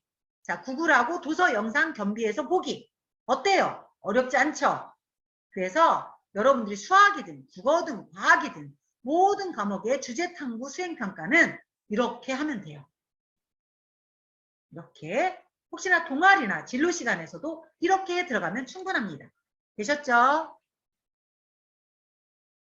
예, 2분밖에 남지 않아서 자 이제 마무리를 하도록 할게요. 자, 이게 굉장히 중요한 포인트입니다. 그래서 여러분이 희망학과에서 배우는 교과도 미리 알아둬야 돼요. 예를 들어 경영학과를 희망한다면 제가 어제 말씀드렸어요. 서울대 경영학과 교과과정으로 들어가세요. 그러면 1학년 때 배우는 거, 2학년 때 배우는 거, 3학년 때 배우는 거. 이건 뭐냐면 여러분이 심화된 탐구를 하고 싶다 그러면 구글할 때, 구글링에 주제 찾을 때 여러분이 배우는 교과목과 여기서 관심 있는 걸 같이 넣어요. 키워드로. 예를 들어서 교과 시간에 뭔가 인구 감소 치고 그 다음에 여기다 마케팅을 같이 쳐요. 구글링 할 때. 그러면 인구 감소에 따른 마케팅이 아니라 인구 감소의 경제 칩시다. 인구 감소와 경제 같이 쳐요. 그럼 거기에 대한 논문이나 자료나 독서 자료가 많이 뜨거든요. 이건 심화 탐구할 때 매우 좋아요. 자, 심화 탐구할 때 어떻게 해라? 여러분이 진학하고 싶은 대학교 학과의 교육과정에서 배우는 교과목에서 키워드를 찾아서 과목에 나온 키워드랑 같이 한번 넣어라. 관련된 것들을 주제 탐구해보면 어떨까? 그게 여러분의 심화 탐구 주제로 자리 잡을 것이다.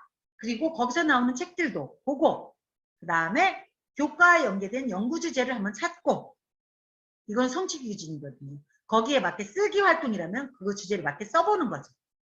그렇죠? 그래서 이렇게 탐구 주제 예시예요. 이거는 자료집에 나와 있을 거예요. 그래서 여러분들이 이렇게 진행하면 됩니다. 어렵지 않아요.